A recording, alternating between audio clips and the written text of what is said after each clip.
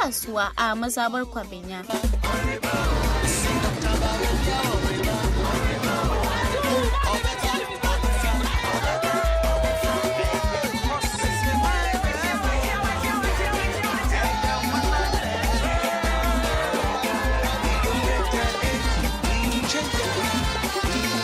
Mai magana da yawu mataimakin shugaban kasa Dr. Gideon Wako a wata hira da manema labarai ya ce Dr. Bawumia zai yi amfani da dabarun kofa da kofa a tasa kamfen na neman zabe. The Vice President's level of humility and how he thinks leadership must engage the people.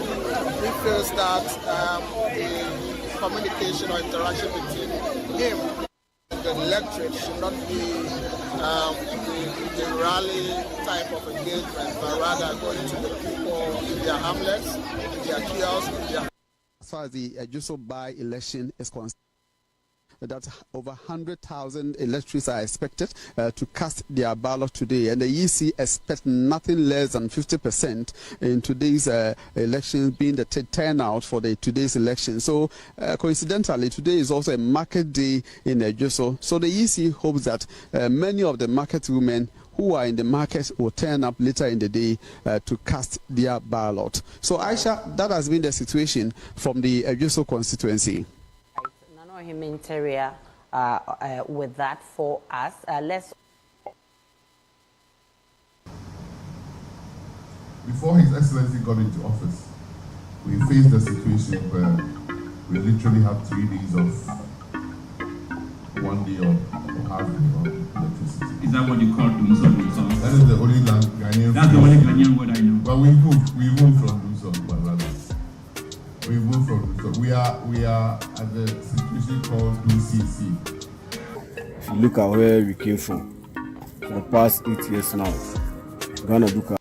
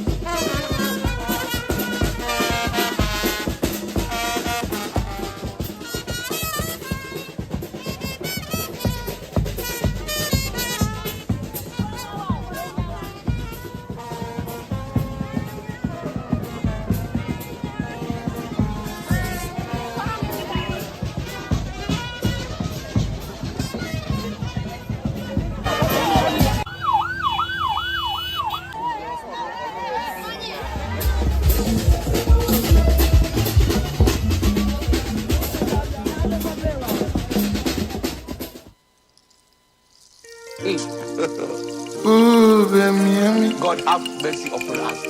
I don't hear you. Ooh, baby.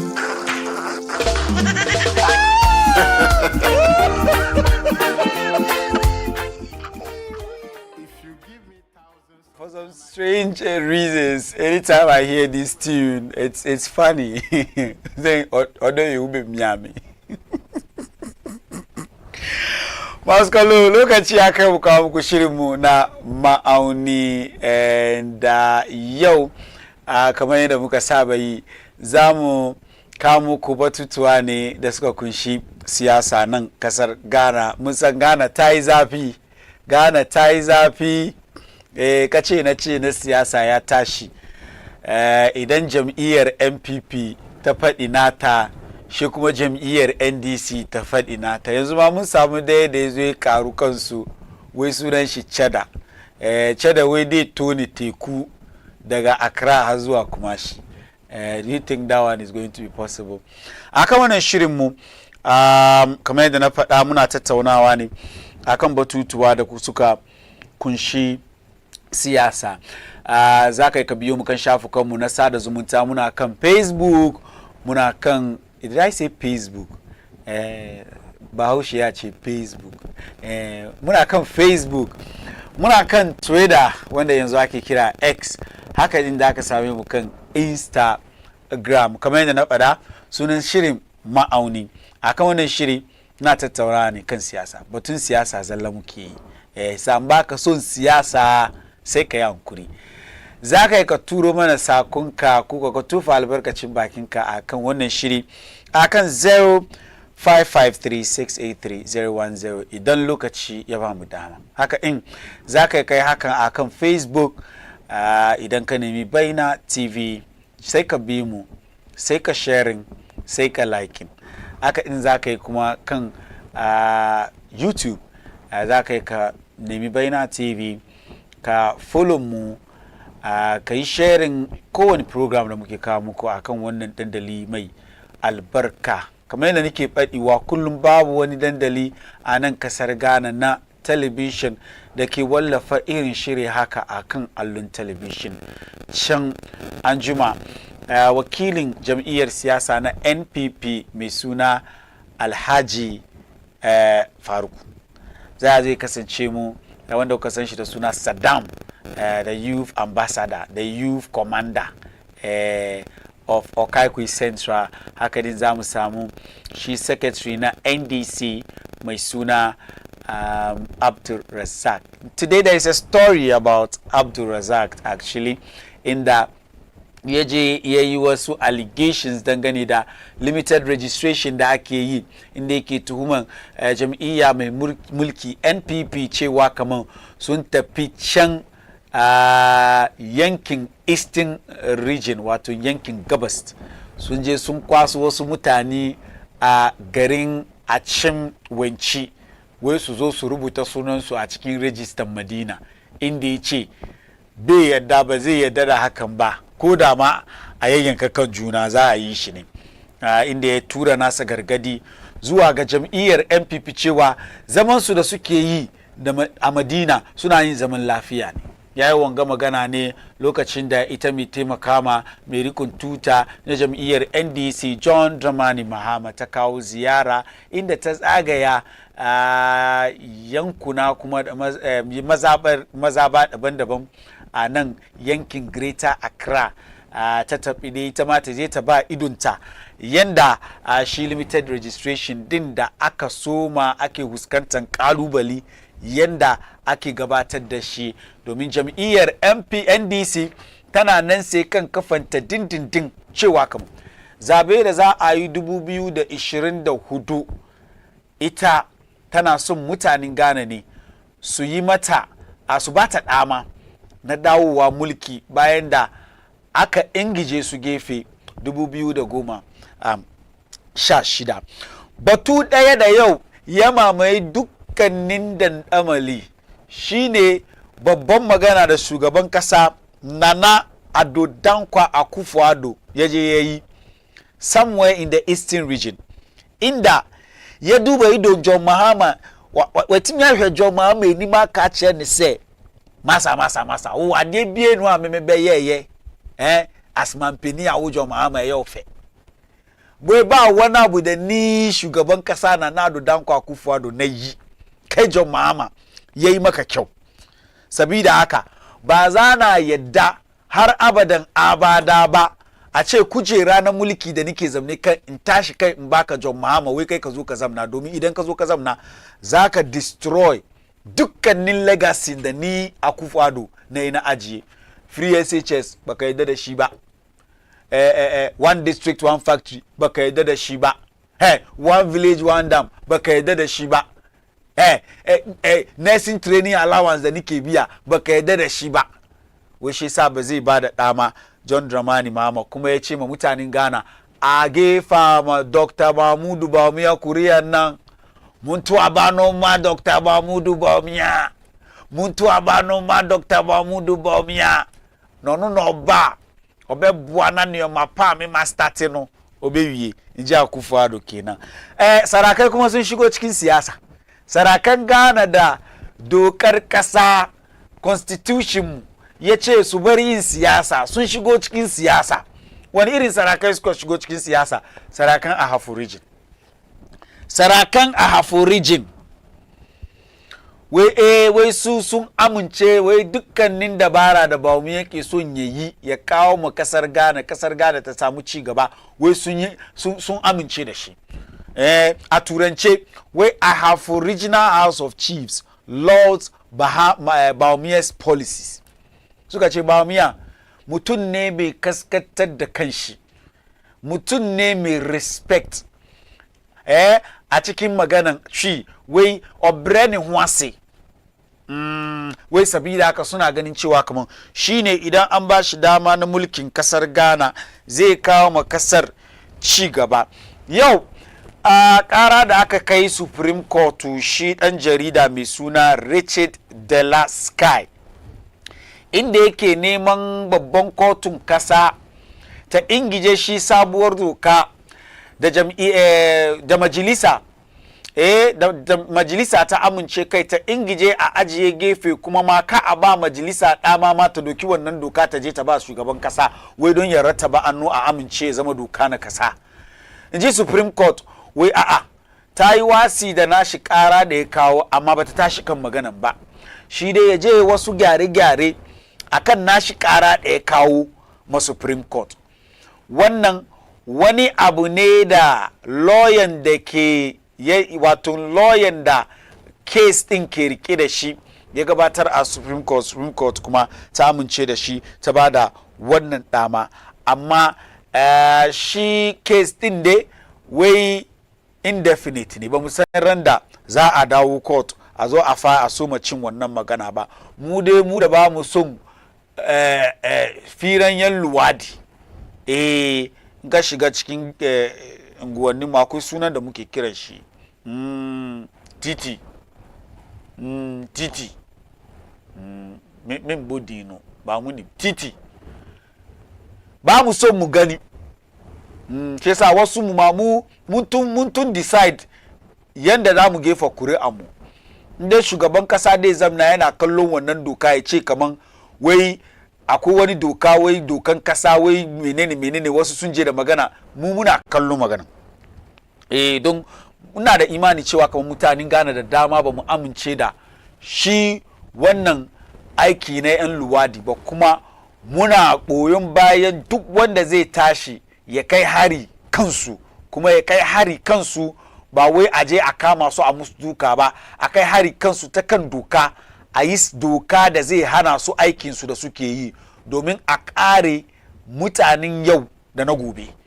Mu muna ra'ayi da wannan, shi yasa Supreme Court ita kuma ya sunan shi mataki da ta dauka kenan. Mun ji mutum da yawa sun ce Supreme Court nan da kansu ababa da suke yi suna jinkiri kan kesin nan, domin kesin da ya shiga kotu ba yau bane, ana jinkiri kai kamar dai Supreme Court nan suna ra'ayi da waɗannan mutane da suke yin luwadin ne, don mun san yan luwadin dai an ji bature wai they are very influential, suna da kudi. Duk kasa da ke duniya ya ce ba zai yi ra'ayi da su ba to sun kama wuyanka su masa, ji Alhaji Guruza wai in ba so ukon sun so ukon su masa a make sure kaman duk da dai da su da ka yi to sun bar komin ka ya lalace, sun kai kan kasar Najeriya. Mun san Najeriya suna da irin dokoki haka, tun da aka yi dokar Najeriya ba ta samu kanta ba, an kai kan kasar Uganda tun da suka yi dokan ba su samu kansu ba. Shi yasa ana bibiyan manya-manyan mutane ne, wasu su manya-manyan judges, wasu su manya-manyan 'yan siyasa, wasu su manya-manyan hukumomi jami'an manya-manya da ke kasar nan, ana tura musu kudi saboda dokan da ke kotu mutum ke ci, wai the interpretation of the law dokan da ke ajiyar nan mutum ke interpret nan tauna alshi mutum ke ba da bayanin shi, sabida an ji aje dokan shi saboda wani babban kudi da ya karbi wani wuri, shi ya ba da bayani ya juye shi ya lankwasa shi.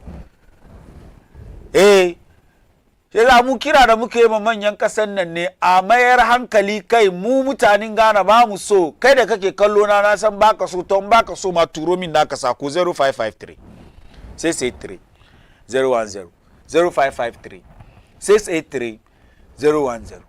shin wannan mataki da Supreme Court suka ɗauki kan dokan da ya kamace a ce ma Supreme Court sun yi wasi da wannan ƙara da aka kai musu ne?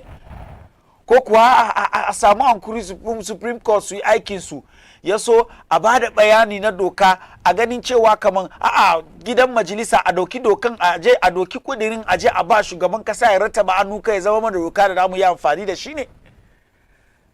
Ina naka ra'ayi a matsayin ka ɗai dan Ghana, wan magana ne da ya kamaci muna lallaban shi, muna lallaban shi, muna ba 'yan lalata ɗama su kuma suna sa baki su ciki suna magana, wasu na magana zatuttuka da ba shi da alaka da ta'adamu. Abu ne da ya kamaci mu ba da ɗama, malumma sun yi nasu zance, sun nuna cewa kaman abu ne da addini ba shi ba alaka da zamantakewan na mutane. Shi yasa abu ne da duk musulmi ka tashi kai yaki kai. Ciki ma ne aka samu malumma da dama da suka yi kira ga shugaban kasa, mataimakin shugaban kasa Dr. Mahamudu Bawumia. Aka ce abu ɗaya da yake buri da shi shine shi musulmi ne, kuma a cikin mataki da ya dauki na neman a gefa mai kuri'a ya zo ya zama shugaban kasar Ghana, ya ce shi musulmi ne kuma yana neman goyon bayan musulmai. Sabida haka yana bukatar duk al'umman musulmai a mara mai baya. Sai al'umman musulmai suka ce ba za mu yi mara ma baya ba domin ba mu ji ka sa baki cikin wannan magana ba. Karshe da ya zo ya sa bakin shi ciki. Sallan idi da aka yi shekaran jiyan nan da ya je Kumashi da ya sa bakin shi ciki, ya nuna cewa kaman shi ba shi ra'ayi da aikin da suke yi, kuma a matsayinsa musulmi addinin shi bai ba da dama ba. Mun kuma ji shugaban kasa Akufo-Addo da kanshi ya ce a matsayinta dan Krista addinin shi bai ba da dama ba.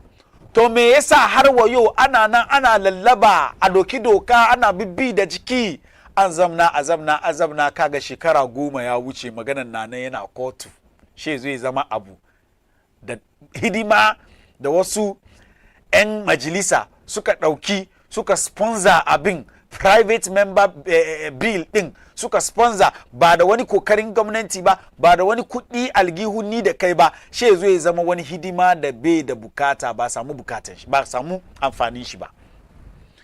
Shi yasa magana ne da ya kamaci mutanen Ghana har yau har gobe mu inga tofa albarkacin bakin mu kai, yaso mu tufa mummunan miyau a kai, yaso a gane kaman ba abu bane da ya kamaci in kai dan siyasa ne kuma a cikin yunkurin ka kana neman mutanen Ghana su gefa maka kuri'a ka zo ka zama wato shugaban kasa, abu ne da ya kamaci idan an ajiye gaban ka kana takawa ne ma ya bace.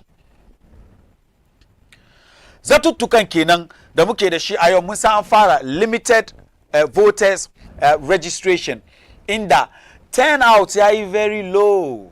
What else do you expect? Ghanaians are losing interest in this current political system, and of course you expect that the turnout will be very, very low. Waɗannan tare da shi National Vice Chairman NDC mai suna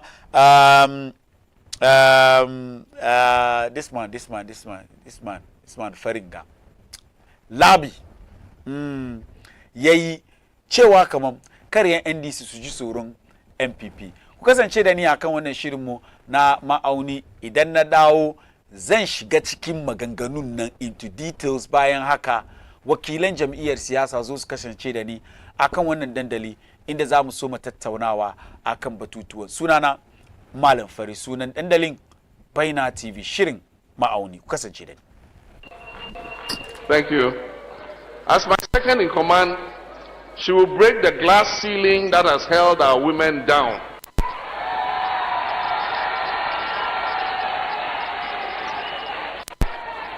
And she will generate a new hope in our daughters that the sky is the limit.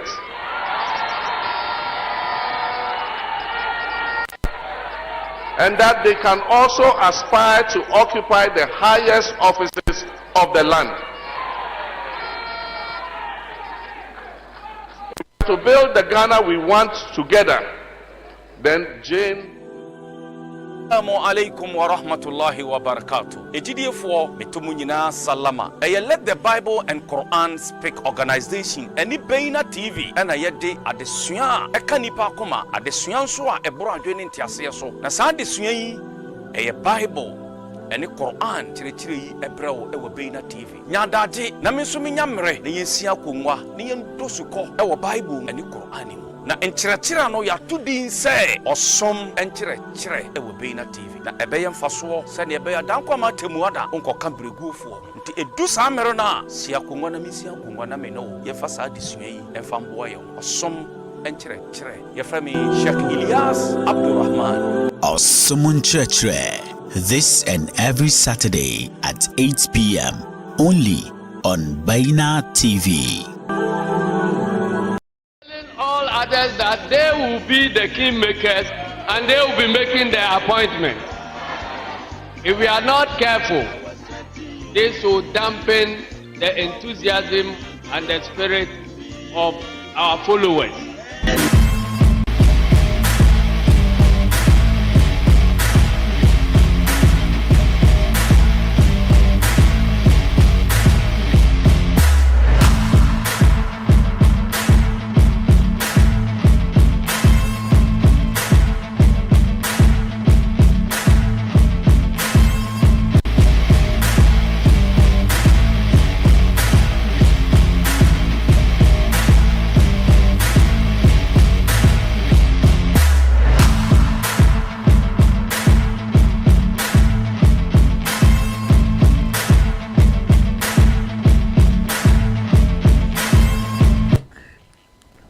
Maskolo sanu da dawo har waje wayo na tuna maka kai ka turo mana sakonka akan 0553683010 and of course I'm still reminding you this show is live on Facebook na kanimi Beina TV haka din muke kan YouTube kanimi Beina TV mun wallafa shi kai sai live kurun ne ka je idan ka same mu ka bi mu Yeso kuma ka sharing.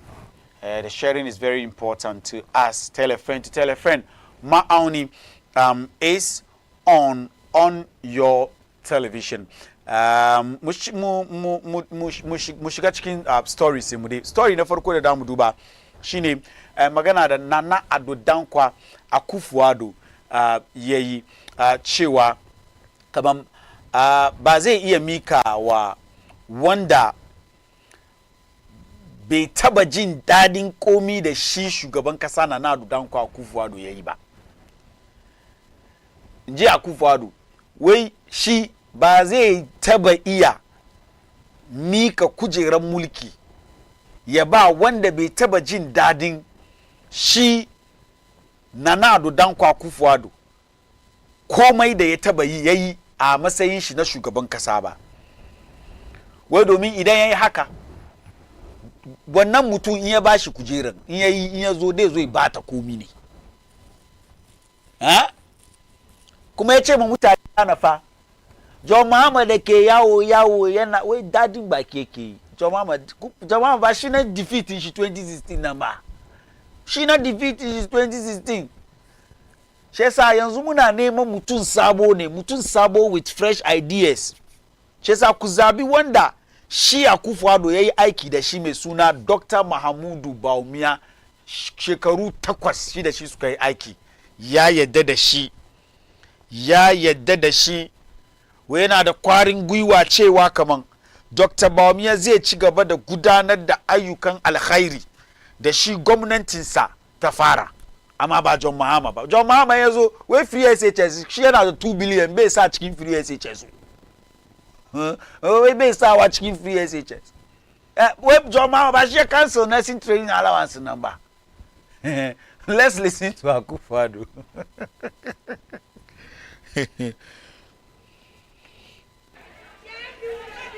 Ya juma ya no e tia anya den onipa me ba me betu no wakonwa no so no a bi bibia me ya no so enya no fe need to me jamachi emo obisa. I cannot hand over to someone who isn't pleased by anything I do. he will just come and destroy what I've built. So I'm pleading with you to vote for a trustworthy person with whom I've worked for 7 years. He goes by the name Dr. Mahmoud Bawumia.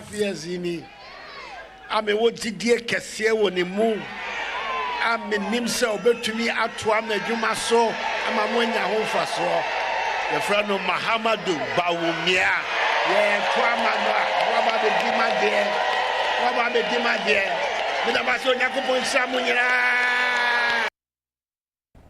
Nana Ado Dankwa Akufo-Addo kenan kun ji shi bakin mai magana. Da yayi wanga magana yayi waga shira yaje yayi shi ne Eastern Region wani dan gajeren rally da suka yi bayan da shi shugaban kasa ya kai ziyara a Blue Skies Limited. And let me tell you, even after that, managing director of company now, where Charlie, I mean, ba sauki bane. These days, dumso na damunsu, dumso na yaba generators, so that kashi kudi, so that same fuel ba wasaba. But that is not what we are talking about. We are talking about the statement Nana Addo Dankwa Akufo-Addo made about John Dramani Mahama. The fact that he is not going to hand over power to someone who does not believe in his policies, and that is John Dramani Mahama. Dai magana nga yau kamin shigo studio gono John Dramani Mahama ya bashi martani. John Mahama respondo, ya respond. John Mahama ya bashi martani. Inda yace, of course, I will not protect your legacy. Kai Akufo-Addo me kai ka ajiye da ni John Dramani Mahama da zon protect. Me kai Akufo-Addo me kai ka ajiye ni John Mahama me kai ajiye da ni da zon protect. Corruption nan. Cin hanci. Corruption. Misgovernance. Arrogance. Girman kai. Ineptitude. Kai. Bankrupt economy. Tattalin arzikin kasa da ta tabarbare. Increase on yara na yawo ba su da aiki ba aiki yi. Yanzu an tura mutane cikin talauci. An tura mutanen Ghana cikin bracket na talauci. Wai wanga ne legacy. Akufo-Addo wanga ne legacy. The dollar, the cedis, dollar na gudu, cedi na chasing shi. Petro ba ya se, shekaran jiya ga an kara kudin mai, an kara kudin transportation, school fees ba ya biya. Is this the legacy you are talking about? Is this the legacy you are talking about? John Dramani Mahama ya jaddada kudirinsa na inganta rayuwar 'yan kasa da kuma samar da ci gaba mai amfani. Ya ce ba wanga abu ba. Of course, you definitely will not hand over to me to continue this rot. I am going to solve the problems of Ghanaians. John Dramani Mahama martani kenan da ya bayar. Wannan zance ya wallafa shi ne akan dandalin shi na sada zumunta wato Facebook. Wurin ya je ya wallafa wannan martani. And of course, a lot of the NDC people are sending in their replies to that particular statement by Nana Addo Dankwa Akufo-Addo. Now, all of these things has to do with Bawumia. We all know Bawumia is in the Ahafo region. Bawumia na cikin Ahafo region. Da zuna ga mu kaman sarakuna na Ahafo region. Su kuma sun tofa albarkacin bakin su kan Dr. Mahamudu Bawumia bayan da ya kai ziyara wurin ya je ya zamna shi da su dai a tattauna manufofinsa da dabaru da yake da shi idan an ba shi dama ya zo ya hau kan kujera na mulki na kasar Ghana. Bayan da ya haka shi ya sunan shi Ahafo Regional House of Chief President President ya kalli Bawumia shurun hoton shi muke kallon nan. That's the picture of Nana Ansa Eduba. He's also the Omanhini of Yamfo traditional area. Bawumia ke zamne kusa da shin nan. Da ya kalli wuskan Bawumia ya ce, let's see what he said about Bawumia. Wait, Bawumia. Dr. Bawumia's humility. Dr. Bawumia's humility and policies are good for the country and the next generation. We Bawumia, a humility match can also say humility de mutundeki like cascated the kanshi, something like that. Da kuma policies shi dabaran shi da yake da shi yake son ya zo ya gabatar idan an ba shi dama ya zo ya zama shugaban kasa wai ababa ne masu kyau makasar Ghana na yau da gobe. Yace I have no doubt in my mind Bawumia means well for Ghana. Wai bai taba tunani biyu ba cewa kaman Bawumia shi manufansa ne duka Ghana ta samu ci gaba kuma ta dawo kan anya madaidaiciya ya so mutanen kasar Ghana mu samu nasuwa. The way he is humble is so admirable. I believe if he continues as our next president, it will be good for this country and the next generation. Let us help him and vote for him massively because he has good policies for this country. And his humility is really good for this country because it promotes peace and unity.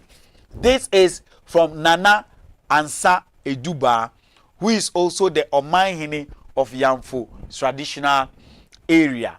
Shikumane, Regional House of Chiefs President for Ahafo region.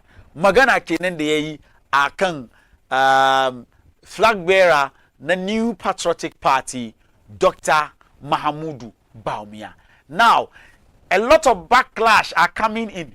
Mutani dewa na nan suna waton criticize shi wannan sarki da maganan da yayi ba shi kawai maganan ba sarakunan da dama sun yi magana da yayi daidai da shi wanda yayi cewa kaman suna marama jam'iyyar siyasa NPP kuma Dr. Mahamudu Bawumia baya a yunkurin sa na neman a gefa mai kuriya 2024 ya zama shugaban kasa.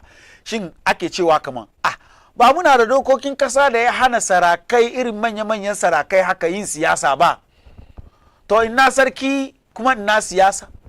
Shin ba su ganin Otumfuo Osei Tutu ne da bai sa kanshi cikin siyasa da sabida haka ake girmama shi? Kullum ana maganan ga ana yi amma sarakai ba su ji. Idan ya kai lokacin siyasa sarki ya samu wani dama dan kadan wani dan takara ya zo wurin shi bai iya kama kanshi, dole sai ya bude bakin shi ya yi magana da ke nuna cewa kaman a'a shi yana goyon bayan wannan dan takara kuma ne kuma da jam'iyyar siyasansa. Shin lokaci ya kai dokar Ghana ta bada dama ta bada dama in sarki ne ya fito ya nuna cewa kaman wanga jam'iyyar siyasa yake support ko wanga jam'iyyar siyasa ne bi kauna?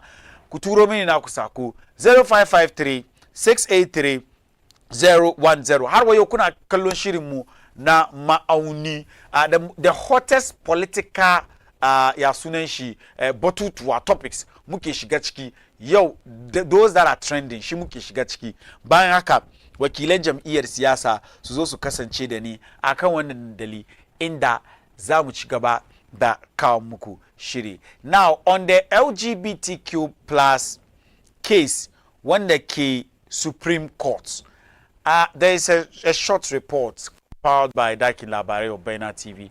Mu kalli wannan report idan muka dawo in ci gaba da kawo muku shirin.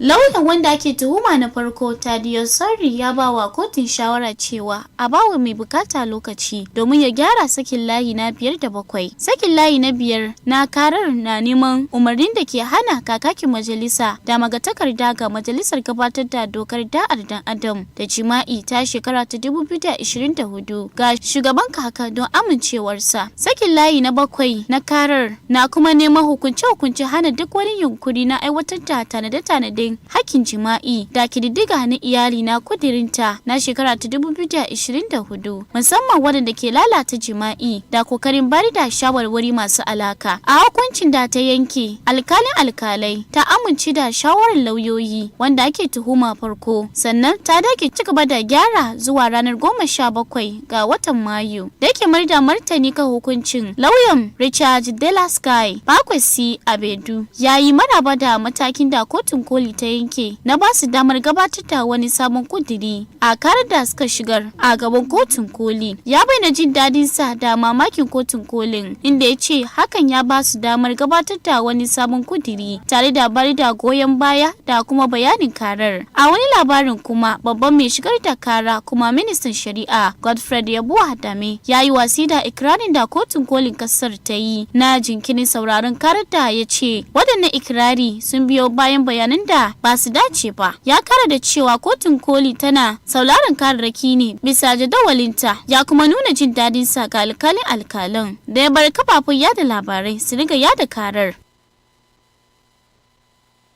That was Rukayat Ahmed.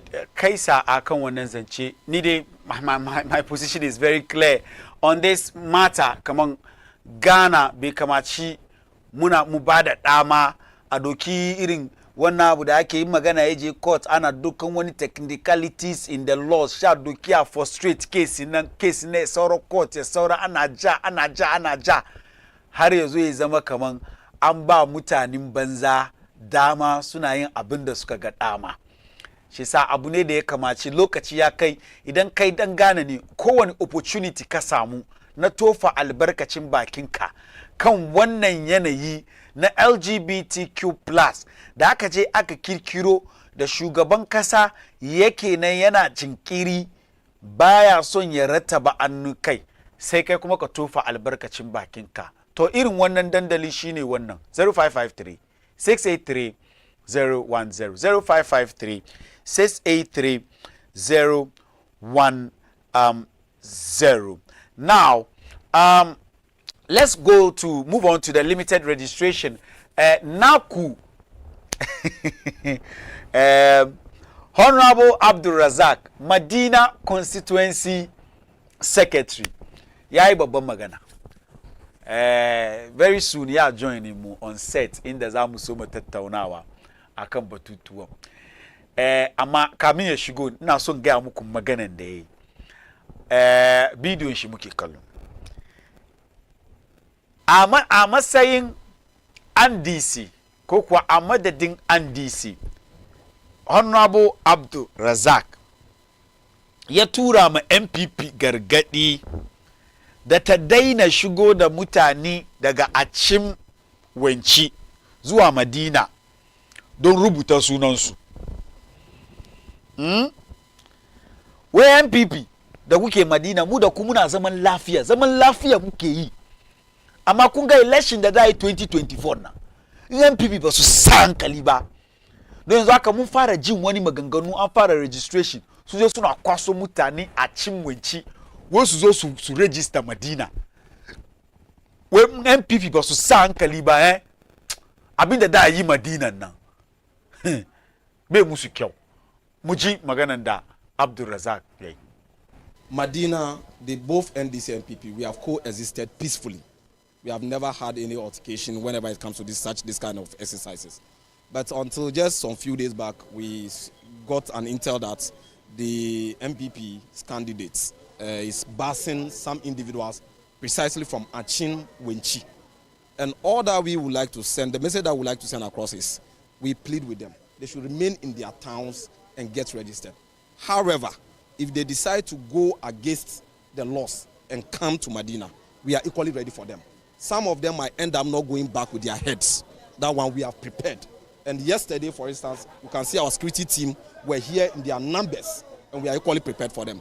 In short, we're just pleading with our colleagues on the other side, the peaceful coexistence that we have always enjoyed. Let us maintain that protocols, and everything will be fine, and we'll continue to enjoy our peace. Medina, both NDC and NPP, we have coexisted peacefully.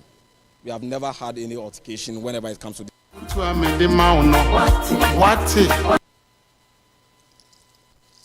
Ooh, baby, God have mercy upon us. I do you. Ooh, baby. Sami yeni abriu.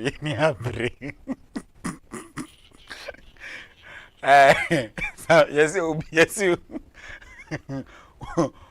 obi dia grow funny too. Honorable Abdul Razak, that's the secretary for Medina constituency. These politicians sometimes, but then he raised some issues there, some concerns that the New Patriotic Party soon Abbas Mutani from Achimwe Chizua Medina. If that is what is happening, then of course Babu Mikiobani. But then those were some strong words. Now, Honorable Abdul Razak, Yai Wangamaganani, Lokachinda mataimakiyan John Dramani Mahama nasa takara da yake son yayi 2024 Professor Jane Nana Opoku Ajiman ta kawo ziyara Madina wajen da ake registration ake rubuta sunanakin waɗanda suka samu shekaru 18 wanda Electoral Commission ke kira limited registration. A nata bangare da take fira da manema labarai ita Professor Jane Nana Opoku Ajiman ta bayyana rashin jin dadinta game da udani ko kuwa kace nace da rikici da ya tashi rana na farko da ake yin shi wannan registration inda muka ji cewa kamar machines in the Electoral Commission suke amfani da shi ya fail su in many of these registration centers. Munga Electoral Commission sun fito sun apologize to the people of Ghana, some promising Mukamang. That is not going to happen. Generally, Njita, where she's satisfied with what has happened, but she has some concerns. Let's listen to her. The machines weren't working. Many places hadn't started on time, as was advertised, and therefore today is much better, and my hope is that it continues, as it should. And in terms of yesterday, I know there are machines and so on, but one would not have expected that on such a large scale there'll be consistent problems. So definitely, if there were places as are here where not even a single person was registered, or where very, very few people were registered because of challenges with the machines, then definitely the EC must make up for that time. If it's an extra day, it should be restored. Whatever it is, if it's a couple of hours, it should be extended to the following day, just so that everybody registers. I think the job is to ensure that we facilitate the process. So it's not to frustrate people. I'm hopeful that wasn't the intention. All I'm saying is that, yes, people were frustrated because things weren't working. And I'm happy that today I haven't seen same. And I'm hopeful that as we go forward, we'll just have a smooth process. And that on the day of voting, we will never see anything. Masukolo, that was Professor Jane Nana. The prof is very important. Professor Jane Nana Opoku Ajiman. Did you want to look at Shina? There was a messages na so read. Kamunde Mujedan Gajiron Wutu Yesu. Reps of the various political parties who also join in a studio. Well, we Malam Far, we Sunashi Muhammad Al Hassan, we Malam Fari is always super with his delivery. Thank you very much. You want my shiny hair to blow. Sunashi Yusuf Imran, we agree with you, Nana Ado 100%. We Yana Rai, the Sugabankasa, Nana Ado Dankwa Akufu Ado 100%. One way Suneshi Baba Yahya Jallo Hakan.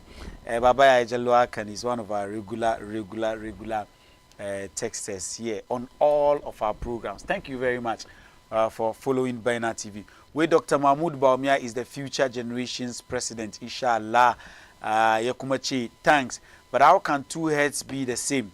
He's like the incompetent Mahama who has no plan for this nation. Why did Ghanaians rejected him and was not there in his government, and now Ghanaians are enjoying? Oh, you guys are right. Just because you are in the city, but come to the north and see massive development in the northern zone. by the MPP government. So we have seen what Nana Addo and Bawumia governments have done. The blind have no reason to say it's not there. I mean, your message is not very clear. One way, student Malama Rumesha. Malama Rumesha is also one of our very regular texters. Where this show is solid and always educative. Thank you, Malam Ferry, for this one. Zongo is proud of you and Baina TV. We are also proud of the people of Zongo for always making time to watch this program and, of course, to watch Baina TV. The idea of anti-LGBTQ in our country is forbidden. You did not add your name to this message. Kindly add your name to the messages. You can also send in your message 0553 683 010 0553 683 010. Right. I didn't want to look at you. I'll go for a short break. I have a montage, the NDC montage. It's a nice montage. I like the NDC anthem. Arise, arise for Minimuto. Obebo mami, obebo mami. Obebo mami, bomami, bomami.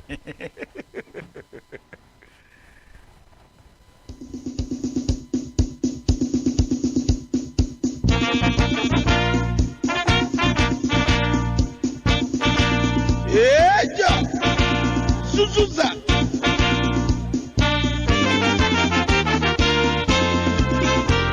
Professor Jane Nana Opoku Ajimai. Arise for Ghana, operation of the land, for weather and seek your future. Some people are not only fighting about the positions they will occupy. They are telling all others that they will be the kingmakers and they will be making their appointments. If we are not careful, this will dampen the enthusiasm and the spirit of our followers.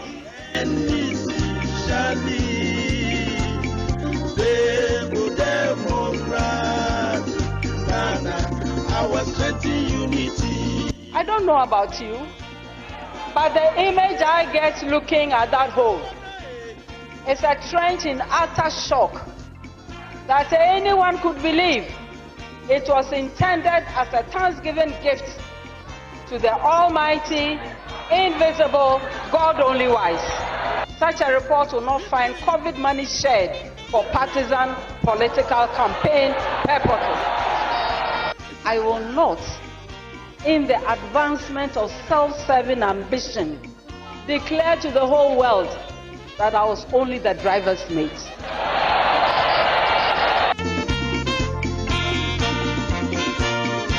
The report will highlight new roads, harbors, railway lines, not what we've seen of late, Ayalolo buses.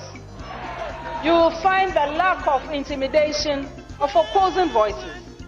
You will find serious investment and practice to enable a digitized economy and society. The report will go on to point at housing projects, including the famous Saglemi housing complex, and even those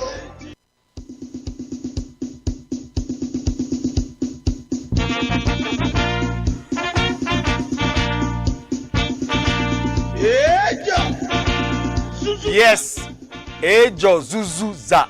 I didn't want to look at you. Wakilen Jamiyar Siyasa Biu Sun Shigo Studio from Okaikwe Central, the constituency of the National Chief Imam. Today I'm going to do that so that when I give you the opportunity, you not start mentioning names, a full list of names, one Bible. the constituency of the National Chief Imam. You know what it is. And then, of course, Medina constituency. Empindek ye gabatar da kudiri gidan majalisa yana neman holidays ya ba musulmai. Su empinda aka accuse which kama yana support young LGBTQ+. wannan constituency kuma no secretary su mai suna honorable Abdul Razak yake allege cewa kaman NPP sun je sun bas mutane from Achim Wenchi su zo su register. Honorable sana zuwa. Sanu kade Malafari. Honorable yau kana train do. Ka san da ne na samu video kan. Baka sani ba. Malam Fariki. Gumbe pa ada yayyanka kai duka ya zo ci ka yayyanka kan mutane. Malafari. Ba sai ga kudu kuna yi yayi Honorable. Kai kamin kai gaisuwan ka na son ka address wan gaishu ka bani. Malafari ko na ga so bai ko zai mun fara da bismillah. Amma the issue is kan ka duba DCMPP ka gan wannan duka dai zo Madina yana fada wai NDCMPP me shi ba ko ne ba Madina ne fito ba. You don't know what we are talking about. I want the video to be played again so that you understand, then it comes in. Now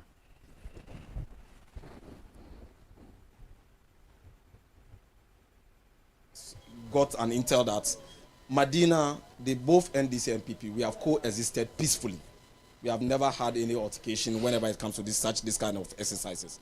But until just some few days back, we got an intel that the MPP's candidates is bashing some individuals precisely from Achim Wenchi. And all that we would like to send, the message that we would like to send across is, we plead with them. They should remain in their towns and get registered. However, if they decide to go against the laws and come to Madina, we are equally ready for them. Some of them might end up not going back with their heads. That one we have prepared. And yesterday, for instance, you can see our security team were here in their numbers, and we are equally prepared for them. Some of them might end up not going back with their heads.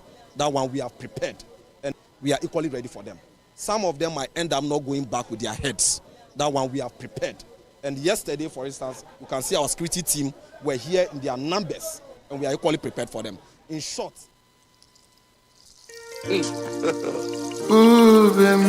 God have mercy.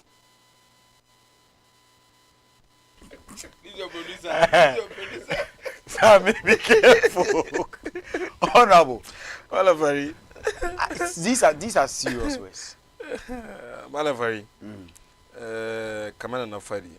Mun fara da suna Allah. Me ke ciki dai banka use these words. Kaga Malafari. Wasu nan kawo su wasu sun koma ba tare da kansu. Malafari, the truth is that ni da kana ma bayan interview ga da kanshi na samu several calls. Isa kamar da kace ka gan wannan na by surprise match, but I'm wondering in that one channel I don't know because in that car na mutana fara call kuma mun fara muna samu a lot of calls all over both within Madina and outside Madina. Mutane na volunteers we ready so na on standby muna monitor kowa na monitor kowa because suna ba mu update isa kuma another update kuma dake bidan bari su sani kama mattresses na suka zuba daga wai kayaye new kayaye building center na duka na 247 satellite muna kai all the other lungu one gida suka bayan kayaye da su ba su kwana wuri ka tambaye da yasa ina gwada ma kaya ya an zuba ku ko an zuba ka kai kwana ke da kai kwana na kayayinka ya yi register doka ya bashi da na stay Madina ya yi register Malam Fari ka zo yau daga ka zo ka samu ka qualify suna kwana cikin market the issue is that ka kana jin ka gan yau technology ya shi so simple in kana nanga kana tama kana wani boye kana wani na kaman US ko Bangladesh ko man kurgu yoyo me shi a ganka in a twinkle of an eye mutanin na shi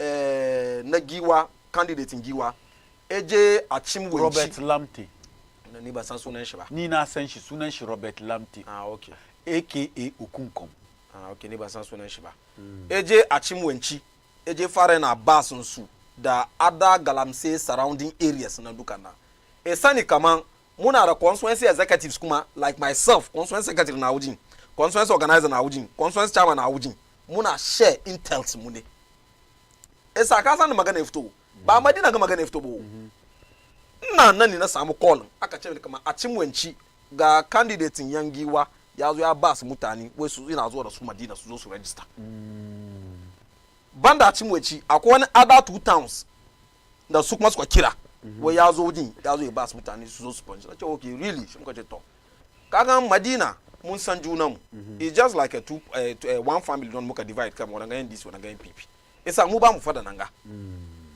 dan ba ka wanga information farkon EC district wanga commissioner nan da ta zo nan ga sabo na aka transfer ta she tana bidan da office mu yake she ba ta san da office mu yake ba she ta gamu da MPP secretary Mr. Dan that's the former secretary she ta ba shi letters na DIPAC invitation she ta tambaye shi kamar na office NDC amma tana ta ba mu letter ta yawo ba ta ganda office mu yake ba she ce mata kamar letter da ta ba mu NDC we she ce mata kamar ta doctor ba shi ya ba wai ba ta ya but there's no way that would let this to ba shi MPP secretary no ba ta yin wannan she ta meta menene wai inda ita ta fito aka transfer ta nan ta zo nan gana bujin ba yin wannan abujin she ce mata kamar na ce ba na san kina tsoro amma mu nan ga da bane amma ba ni letter in ka ba ni letter na ce ya samu kuma ya kira ki da ta ba shi letter within kaman 10 minutes she ya call na ya kuma ya fita office sun she call na kaman letter na wujin shi kaza kaza from EC amma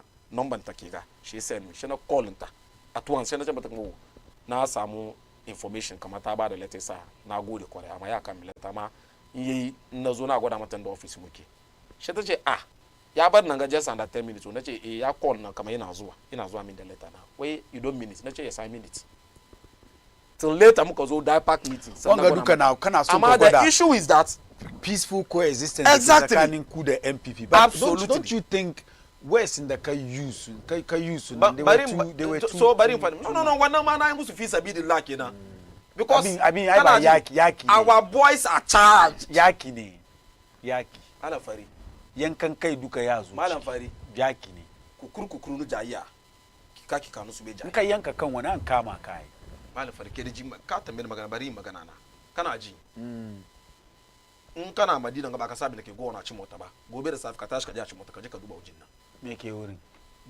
muna on national television sa ban fadi ababai amma Madina mu yasa na ce ma Madina we coexist very peaceful abina na ga ci mota jiya first day me ka je yi wurin baka vote ala fari no na je court ne akwai ni magana ke court a ci mota kuma jiya kuma da aka kira kaman zo yasa she na je court she na je na bulla yasa yan wasu fesa executive wasu ka gana suna gama ni region ne ko ni national executive ne suna gama me na zo mi da na ce ba zo saboda ko ni na zo saboda court ne samuka amma abba bai na witness wujin yasa nake ce maka Madina we coexist peacefully but the issue is that kana son ka win yes I don't have any problem bari mutane Madina su decide ma kuma mala fari magana nan kuma fari wasu wai maganan da kake ga ba wai don kunkom na ya taso da wani zafi kuna ga kaman baban gamba mu bi wanda bara mun yi gaggayeri magana ka ya banya malam fari yazo ya fidda mu kan malam fari muka kare program ka google www.lawyersusu kawai me wana mani ku me kenan malam fari mu serious kagan lawyer very unpopular in Madina saboda wai magana abinda kake ga duka kana yi ne don malam fari ka discredit shi nace ba hukum da mun gode mai fama da hidima ne tufi asem mun gode mai but the issue is that ina bada ka san kama mu waje politics gefe so su ba just wai Madina bane so su national asset ne magana I'm telling you with all sincerity and all honesty but why just because Madina policy no mutumin ga kana kaje UN international wanga duka ina wurin su national wurin ko ina ne kai ko wani gari ne kai whether US UK that you have to answer kuma this is lawyer susu ya bulo na answer kuma gawani ba batu Madina bane yaron Allah ya bashi ne shi kuma bless na Allah ya bless shi kenan kuma ka duba profile rayuwar shi street boy ne ya yi wala yana kwana cikin adire uniform guda ke te sanda tashi samu kanshi je school orphanage aka adopt very well but the issue is that wadana ke zuwan nan kaga muka zo muka yi mafi sabidillah kan kwanci hankalin ka wuce ka je ka fadi musu kamar inda ka zo na an private kama an bar ka zo gida ka fahimta na ko amma inda ka cire bakinka ko aka bata jonka ba ka samun baki balantane ka koma ka je ka fadi musu da nazo abin aka mike ka sai azame kan national television. I'm telling you the reality, that's the prepare that we prepare. Wani abu ya faru anya tambaye ka question. Malafari kewa excuse me te astaghfirullah ku ya fi mini ga wannan dai yayi fada baka buga wannan ke ka tashi ka bar garinka wai saboda wanda ya baka 20 cities is kawo ka wani garin wani ke ka zo ka decide wannan abu ne da ku politicians ku duka kuna yi yayi basing of people no ba mu duka ba ni ba taba yin wani ba baka taba yi yes ban taba yin wani ba party ku ba ku yi kuma ka ga fiye da yawa ba ku yin wani constituency wasu constituency kan kuma suna Allah kuma suna gajiya ba ko mani this are some of the attitude these are some of the kaga as it stands now it's still an allegation because kai da kanka da kai allegation ka kawo allegation ka prove muna kaman ga video ga picture da ke gwada jiya a da EC center mun reject mutane uku based on magana da suka fara yin no makaga in bo dan barka sani election 2024 na peaceful election amma ya zama peace in jemensa ta bari peace ya zama peace in government ya understand na kuma amma the issue is that ba mu bari wani ya zo Madina zo yi good ba ka zuwa da kanka ba baltar ka je ka ba su sa I'll give you that chance boys sun charge sun yi ready Saddam firan da ke Madina kenan na da imani kaga video na what do you make of the video amma ba kai fair ba mala fari to Saddam kaga ka buga party anthem ya kamata ka buga party anthem MPP bari shi ya gaya mi wanda magana ba maganan ka bane no you know it's a brother du fiasem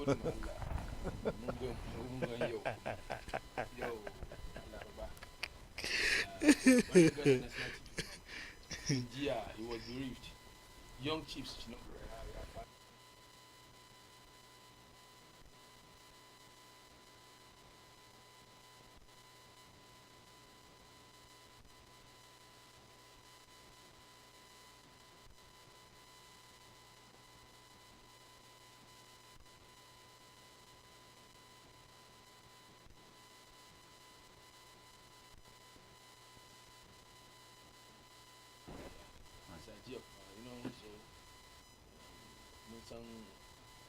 Mutuwa dai amfanin mu ne dan mu je shi ne saura da yi muna sauki shiga cikin muna musulmai isa na gode malam fari bangare zan ga da sarakai farma duka mama working MP na bu party ko ma executives duka for their hard work and commitment and our security team and everybody in the constituency which my brother at times now kana ga wasu na far ruwan zafi bai dukan mutum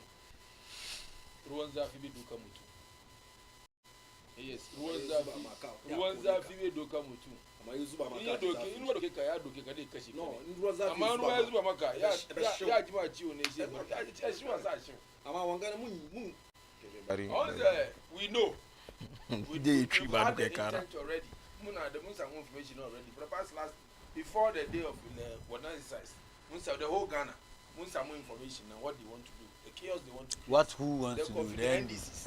We have everything in our palm. Meetings that they had everywhere, we have it here. So we are not surprised. Can I suggest, come on, NDC are deliberately causing these things, creating these stories. I'm telling you. So it's deliberate. Constituency, MPP, kuna bas muta. Kuna bas. Madam Fari, Okango Central. Inshallah, muka kwana win elections. Yes, muka kwana because of a good MP and the selfless MP, the whole Greater Accra, the best MP. Greater Accra, in the almost 90% completion of his roads. We will sleep and we will still win election in Uganda. So if the NDCs are escalating and they are sooner rigima sooner per double because so he further. At the end of it, are winners. There's a coin. So yes, we father. Sunyaka kai da kafa fona duka, sunyaka kai da su je mass display. Sunyaka kai da sunyaka kafa fona su kara. So they can do anything they want to do. We are there. All we need is the numbers. Aka kare mun samu numbers na. What tells you when insurance get da shi ko when insurance get when kare da kake register shi na. Ya je vote maka. Can you put the person in your room to the voting day? Baka kasa me speak that the voting day. The good work of your party. I'll send my own message. That you are doing in the constituency. That will let the youth of today vote for you. Baka kasa can register for tomorrow, master. By kidnapping that Ibo. You are just helping them to get. Mulkamuna across both NDC MPP are registered. How can we come to the grounds and lobby for the vote? That's where the work is. Muri aiki yake. Zo kasa aikin kirkin ka. In yaro ko yaro ta tashi ko ta tashi. In mai sefa mai oh boma dai wallahi. Ga gana da yaro ya vote babba ma. Oh ga na da kirki na tanya haka yana haka yana. The good name that you are selling will let the youth vote for you or follow you. No parent would like his or her child to go and follow party that like confusion. No. Yes. Parents never realize this will be part in the case of confusion. Coming confusion. Your registration, okay, common registration. Wallahi, common registration. And you can see the way the NDCs are creating chaos. Confusion, but calling now.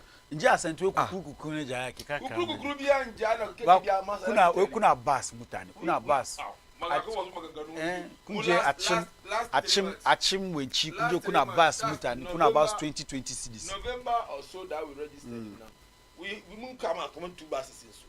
Muka kai su na su story na so na zuwa so aka ce mun NDC for the man wannan wallahi shike wannan suka ce ana sata mu ana sata shike satawa NDC ka duba bisa ko mi sai ka duba bisa abu ya fara NDC in ka fi su satawa ba kai NDC a 23 years right now a 23 years right now NDC sabe da kai amma yanzu mun fi su Confisu yi. Mun fisu waye wa mun gane musu. Ana mai kace yanzu kun fisu yin sata, kun fisu yi. Mun waye, it's like what they were doing previously. Na yanzu mun it's like we've seen that this their character, this their mun gane mun san su. We've known the NDC. And let me tell them, no amount, ba rigima da dasu yi. 2024. We are breaking the 8. Come stop. Call me they stop, I'll be they stop. See the way Baumia is spoiling everywhere. Baumia everywhere. Bold solution for the future. We don't need somebody who come and do theory. We need practical person who come and do the practical for Ghana to go forward. Okay, on that score, Sunanshi Devalish Dusty. Good evening, Marlon Ferry. I'm proud of Honorable Razak. Our eyes are open. Devalish Dusty, Norway. This is Amish. No, wait, this is Amish from Alajo. I'm watching you live on Facebook. Thank you very much. You can also watch us live on Facebook, Kajikanemi Baina TV, and this show is streaming live.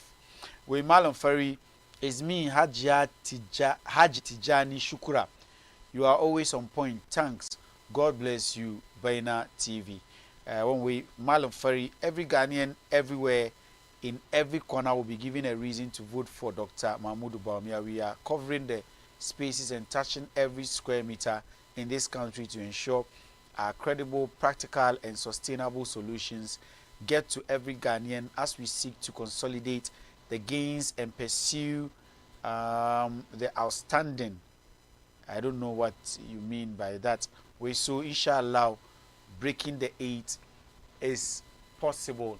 Kai kuma kai ka turo mana sakon ka 0553 683 010 shirin nan sunan shirin ma'auni a daidai wannan lokaci mun shiga cikin zancen da Akufo-Addo yayi kan John Dramani Mahama. Now even before that ina son ku bani impression ku so far limited registration da ake mun ga jiya da aka soma an huskanci wasu matsala ɗaya biyu kan machines da ake amfani da shi. Electoral Commission ta fito ta zo ta yi alkawalin cewa kamar hakan bai faruwa because sun solve solutions. NDC especially in the eastern region sun huskanci matsaloli da dama inda suka fito suka kama Electoral Commission gargadi tukunan earlier mun discuss na Madina. So your impression ku biyun duka na suma da kai Honorable Saddam so far registration da ake yi. Okay, the little challenges the muke samu is about the network. You don't with the form filling sun kare komi akai wurin picture shi a ce network bai aiki da kyau. That's the challenges we faced today. I should say today, specifically today. Yesterday wasn't bad. Networking, I'm bad by Bayani, I've been there when networking be there. Oh, nobody used the reason why. Service providers in neighbors networking should be the cure. Could it has something to do with Shekaranjia fiber optic cable there? No. It's not bad. Don't use Zokuma Yazo, and at times they have some online and offline something. Yeah, that they've been doing, but I don't know whether it's so far in what I know. Don't previous ones in the Muka Yaka network here, but I'm not one manual one. There was one or two things. So it's like we will advise the EC for a peaceful registration and say, do that. Whatever day a year, but you don't elections in Ghana, but we can never afford to lose the youth.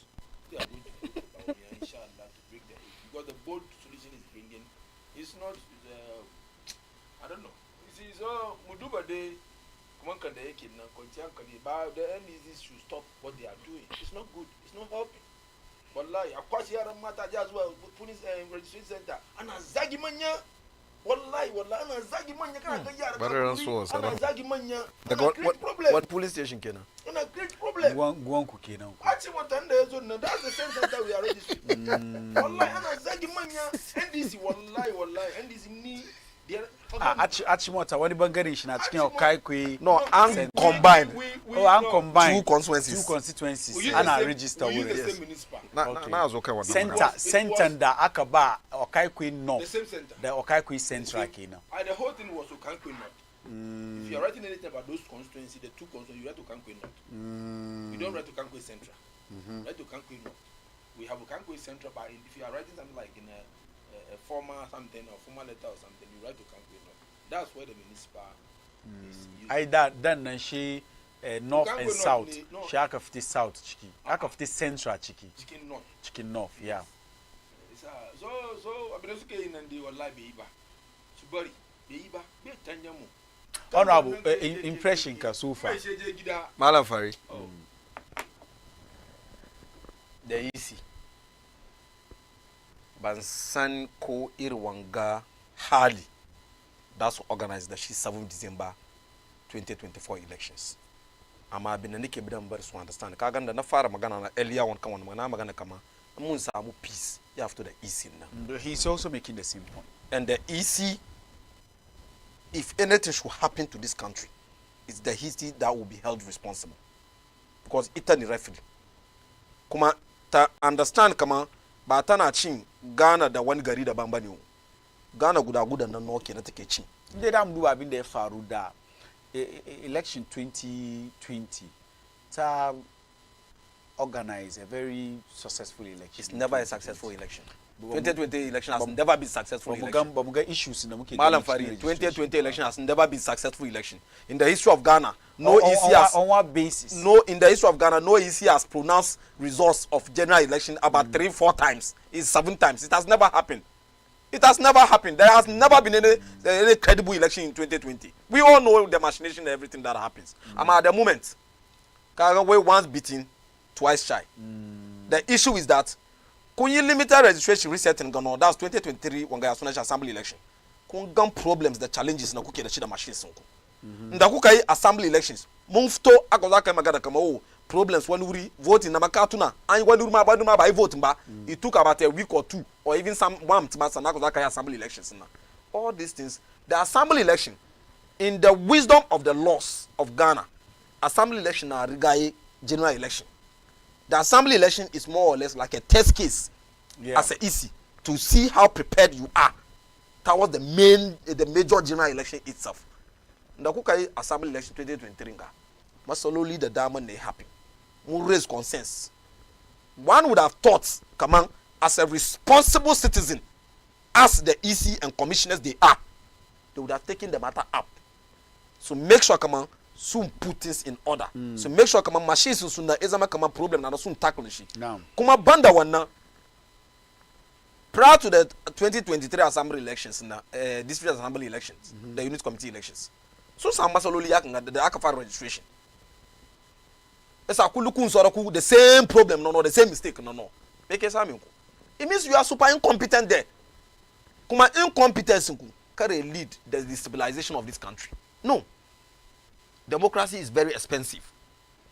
isa yau kun yi masalan ga da wani kwanakin baya kun koma kun zo kun repeat yau kuma kuna repeat isa ya zama deliberate kuma abin da isi ne kamata su gane kaman ba commissioners na special da James da kanta ita ga kamata gane ni ba gara no take kai re mata kama o maybe ita tana da wani diplomatic passport ba ko ina da take tana da family ta Ghana ga tana da gidaje ta Ghana ga tana da investment na ta yin ga duka cikin Ghana ga me dai faru malai fari komai bai faru cikin iko Allah kuma cikin iko Allah mu yi imani kuma cikin Allah kama a yi finci lafiya amma action ta da inaction ta issues da kake read about machines they feeling ga ba mu ga wani cikin 2020 ba ba mu wani ba maybe there are issues you have issues with the way and manner the results were declared but idan yazo wurin machine ya delay votes I mean 2020 election mun ce yana ɗaya daga cikin elections da aka yi shi cikin nasuwa idan ya zo wurin inda mutane ke zuwa su kada kuriya. Alafari, 2020 election is one of the poorest elections ever organized in this country. Yes, I'm telling you this. Oh, Samanko. Kana ji na? In what sense? 2008. Afarijan, wani lokacin muka je wanga biometric ko? In ka tuna, mun je time second round ma daga time. Third round, yeah, daga time. Kuma ya aka yi. Ka gan DIPAC ko kwa IPAC. IPAC na wujin na ne mu duka muke hadu. She mu consult juna, mu deliberate. She mu fine tune ideas.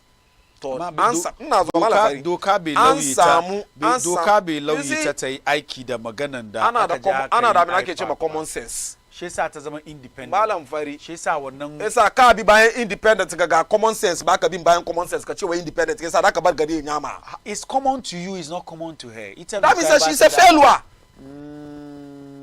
Malam fari. Ku ba ku ra'ayi da akwai wadanda sun shiga school sun je school yau.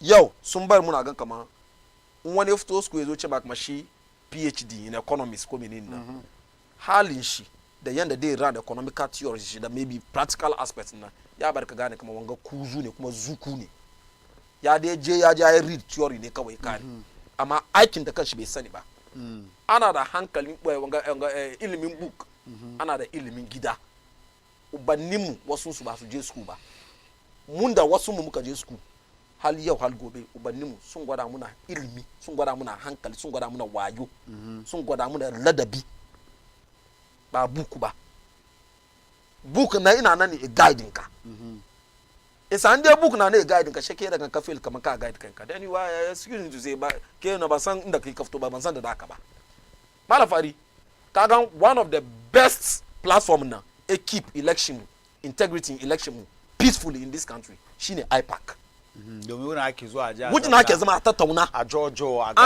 an gane wunanga challenge ya zo challenge ya da mu yi shakin ga inde wanga yazo ya da mu yi shakin ga isa mu duka mu understand mu agree malam fari ina zuwa malam fari ina zuwa malam fari ina zuwa na je yi magana ko fito shi ku zo ku yi magana fine bari ba kansa kai kuma na bari magana da kyau na duba cin kabara ita magana da issue that I want to say is that shebu kashe kabara kashe kashe producer na bishi zuka ka malafa you see I'm serious yes muna yes but I'm serious kaga ba magana peace in country nga election mu da mu samu peace in the peace council Christian council Muslim council the waneni the big pastors the big imams suna zamne sun shuru wa ye wari kuma sun na wari nan wani kaga nan muke samu peace mu muke samu dadin kai shine IPAC da DIPAC IPAC shi ya haife DIPAC IPAC national kenan ana da regional level sannan ka zo constituency level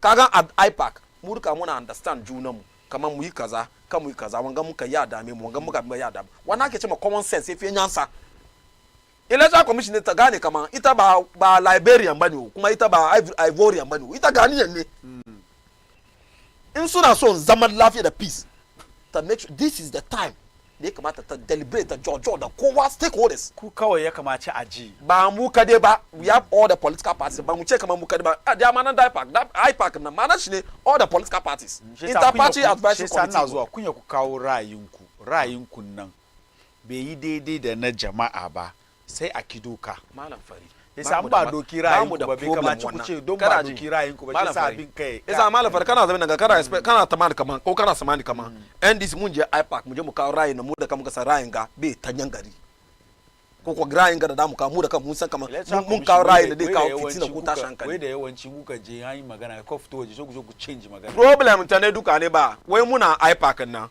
kamar yadda muka zo muna studio kanga kaga muna dariya muna dariya wai ka muka zo IPAC mu yi dariya shifa yo she fara tun tamun wanga crab wanga si menin wanga crab da ya zama electoral commissioner muka zo muka samu Afarijan muka zo muka samu Charlotte sai kuna dariya ko na dariya kuna gwada kan ba ku serious da abin da kuke tattauna malam fari yasa na muke nagana muke program na da mu fara muna marin juna mu ko muna mu damu suka mu daban ne malam fari you see I'm saying something kaga magana ke inga matasa ne ke kallo mu akwai mutane ke they have the vision suna they have the knowledge the in-depth knowledge da nake gwadawa kaga IPAC mun understand bari gwada ma 2008 ba farin da muka je third round ko ba ka ji wani tashin hankali ya faru gwarin gaba saboda me an meet IPAC aka understand kama da mu je kan sabon machine which is BVD ga biometric it's a biometric na da mu ganna there's a possibility kama mun samu challenges kada amma in dai challenge ga tashi ya da mu yi sha wani kawrai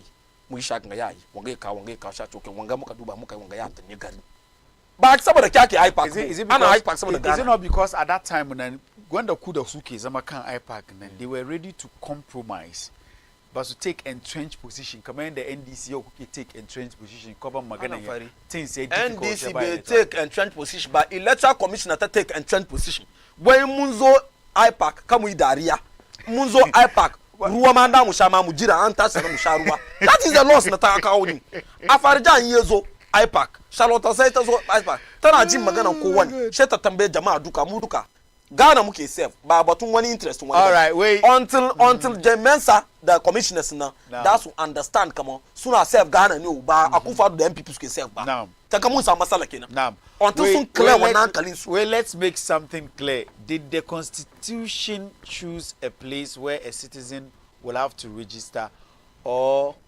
the main problem of NDC is to be violent let the NDC guy understand that it is registration, not voting.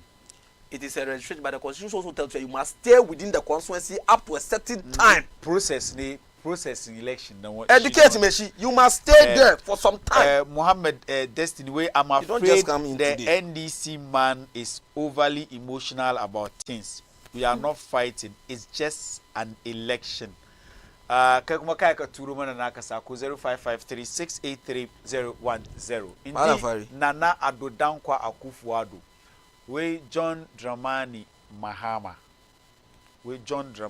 na kaji wannan magana ko din buga we John Mahama ya ji ya sani shi ba zai ba shi mulkin nan ba zai mayar mai mulki kujerar mulki ba sabida shi John Mahama ya zo ko me da shi Akufo-Addo yayi aje John Mahama dai zai bata shi ne wai don John Mahama bai taba nuna kauna ga wani program ko policy da shi Akufo-Addo ya kawo ba wannan magana ya tayar da kura ya bar yan NDC da dama sun tofa albarkacin bakin su kai John Mahama ma da kanshi kuma ya kawo nashi martani inda ya nuna cewa kamar Akufo-Addo bai da wani legacy apart from corruption arrogance ya lissafa su ababa dewa da yake ganin cewa kamar shi in ya zo matsayin shi shugaban kasa zai zo ne ya zo ya gyara ba dai zo ya zo ya bata ba na suma da kai honorable Abdulrazak akan wannan zance malam fari wani legacy Akufo-Addo ke fadiwa free SHS da wani legacy kuma free SHS da wani legacy kuma yana nan diwa one district one factory malam fari legacy in corruption legacy in clearing agents legacy in zo gaba sarakai ku tashi ku gaida ni legacy in chata private jets a lokacin na Ghana muna kuka wai ba kudi legacy dumson na muke cikin ga legacy ya sunan shi boss scandal nga legacy Cecilia Dapanga legacy an kashe MP halwa yau baya samu wanda ya kashe shi legacy su da kansu zallansu ana cima juna mutunci legacy daga by election su da su da kansu zallansu na suke by election su daga yaji su what legacy? Is it arrogance? Is it corruption? Is it mismanagement? Is it the collapse of the economy? Ina zuwa collapse na collapse economy malafari kana jin aka ce economy na economy na ni mu matasa muna yawo muna tafiya gari ga safe da rana mu tashi kana yake mu kana samu na kadan ka ci na bakin ka da abubuwa a tit kana in ka je kasuwa in ka je ka sa tomatoes ka tit kamin ka tashi dare ne ka samu wani ciniki kadan ka du in ka je kuma ka sai abinci yau baka zo ka sai milk a ce ma 4 cedis da safe yau sai ka komo da rana kamar tun wani 2 o'clock na ce ma milk ya tashi a je 6 cedis ka komo kamar maybe wani barance kamar 6 pm no a ce ma milk ya kai 10 cedis wannan legacy kufa da ke fadiwa mun maka mu gaskiya mana kaga sometimes wasu mu ma bai ci mu zo mu zannan ga muna magana ba because kagan Ghanaians they are very discerning tuwo na nake zuwa joint nan na cin nan wujin na no Ghanaians na wasu kuma ke zo suna cin wannan tuwo inda she nake sai memuna wace na tun tamu John Mama tun tamu Rollins tun tamu Kufuor tamu wanga the late Professor Melt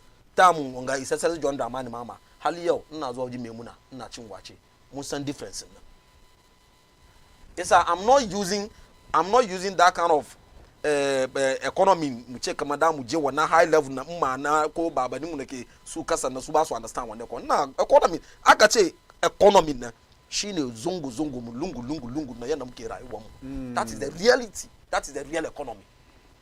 Inda da muke sai da kunun 3 cedis yau ka ji an ce ma da kunun 5 cedis yau sokoran na je na ci daga agbugwa sokoran na da na je ina cin 15 cedis amma malafari yau na ci 30 cedis 30 na maluwa yau ma ina da na samu da na kara ma aljufun bai da yawa isa bayan je besides that the same place no those days na zuwa 15 cedis nake ci. These are the real economy that we are talking about. Ba wannan ka zo ka sai wai GDP. How many of iyayenmu da babaninmu suka understand GDP? Abin ake cewa GDP. GDP uwana ko GDP ubana shine da in ya cire 50 Ghana kami ya je aike zo an tuka tuwo a yi miya a ci wani saura gare waye a bai matasa. Wadannan GDP na su suke understand. Kuma Kufuor president Kufuor ya magana wai shawasi tinam na tuwa bapa. Yau mun samu Obsinador da kanshi ya fito maganganu ne ke yi. Obsinador ya ba shi ga malafari. Wai abwa for example aponchini fin su asi be catch us abwa dan chemegwa. Udi ne chini.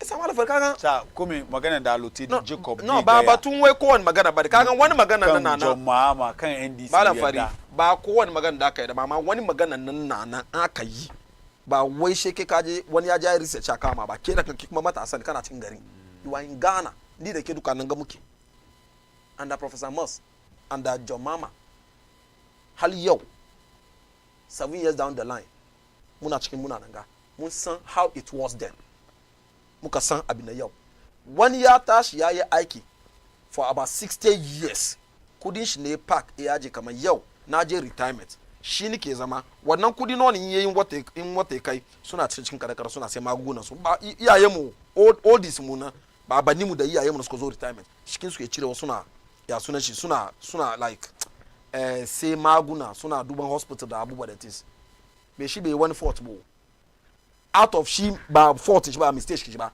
ke da ka zama shugaban gari da deputy da vice president ka ne yake in charge economy kun collapse economy na to the extent that su kudin su na suka ajiye wannan ma yanzu kun je kun dura da ke kudin nan duka wannan legacy president Kufuor ke fadiwa alafari one legacy na Madina anya lori mu for almost 7 years to 8 years ba wani sabon anya lori na suka gina cikin Madina wannan legacy hada asphalt legacy ne ina zuwa malam fari UN Libya Cortes wannan lokaci cikin daren saka president Mahama yazo yi wannan asphalt duka Libya quarters wa nga bayan kunga no nga palace mall nga duka cikin dare ni usu ya company ina da documents na yan baka Washington asphalt ba lokacin Mahama kai ba legacy na President Mahama ya yi 200 million e gina Saglime housing the one that she used 200 million e gina the most expensive rami cikin the whole duniya duka rami na ke wanga ya sunan shi daga bayan parliament nga kamin ka shiga parliament rami ka to aka gina wai 200 million National Cathedral to wai 200 million dollars aka to ka gina wannan rami da shi the one that she had 200 National million Cathedral da ke da huge tourism potential Malam Fari akwai tourism ji okay yanzu na understand ka jama'a Malam Fari wai rami na aka gina aka use 200 million dollars so aka gina rami na wai ya zama wanga tourist center isa an ka tashi da safi in ka doki lori da aka Ankara ko ko ka kai wanga Accra da ka kai parliament junction wanga regional about ka soka shi ka je ka duba ramin nan wani tourist kenan mutu ya yi 200 million dollar ya gina rami na adere ma yi ruwa zuba cikin sha koma zo a pump machine a save fuel on top of that a plug a ja electricity a doki a ja ruwan na zubar shi wuce da wanda shi ya yi 200 million dollar eje Saglime e gina de masu lafiya lau suna wujin ya luwa yau wannan cikin ne legacy wata rana Malam Fari ya zama history kuma history has come to stay mun zama mun fan ma yaye mu kaman akwai shugaban garin da yazo garin ga sunan shi president Akufo-Addo da vice president shi Bawumia sun use kudin Ghana $200 million suka gina rami all right point well made bayan rami na suka gina ma mun ko muna ba shi kai domin aka yaga dare duka ana do machine aja we good evening Malam Fari the NDC guy is saying the fact Akufo-Addo has nyama the country Mubarak for my strong man but we salamu alaik. Please, my name is Ajia Muslia. Tell the NDC guy to take his time. It's not war. MPP did better than the NDC in terms of everything. Where we, the NDC, need to be emotional because we have to be on our toes and because they are planning to steal the election. Didn't you see or hear what happened at Ejiso during the by-election? The bribe and the mismanagement government. That is what happens in all by-elections in Ghana. Honorable Saddam Shigochki. One kind of machine for the way NDC do care about World Cup. Someone elections that more process by event. It's an gradual. Is that not the reason why?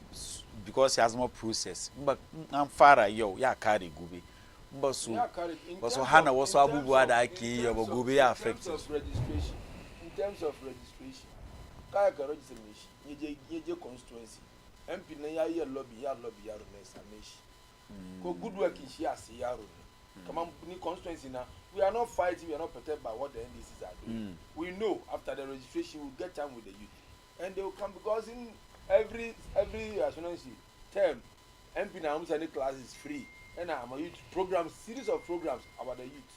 So if you are here defending what they are doing at the centers and you think it's going to help or it's helping the NDCs, fine, they can choose that to be their weapon. But we are working. We are working at the low side of the constituency. It's connected for the Agache legacy, like Akufo-Addo for the Agache legacy. You will not get any president behind the Akufo-Addo. He has stood in parliament twice, reading his son and for the Muslim twice. When he legacy under his governance, he has worked than any government. And what who challenged him? Mahama is the least of the government he's talking about. Mahama is the least. When he legacy, kaki watuish. One legacy.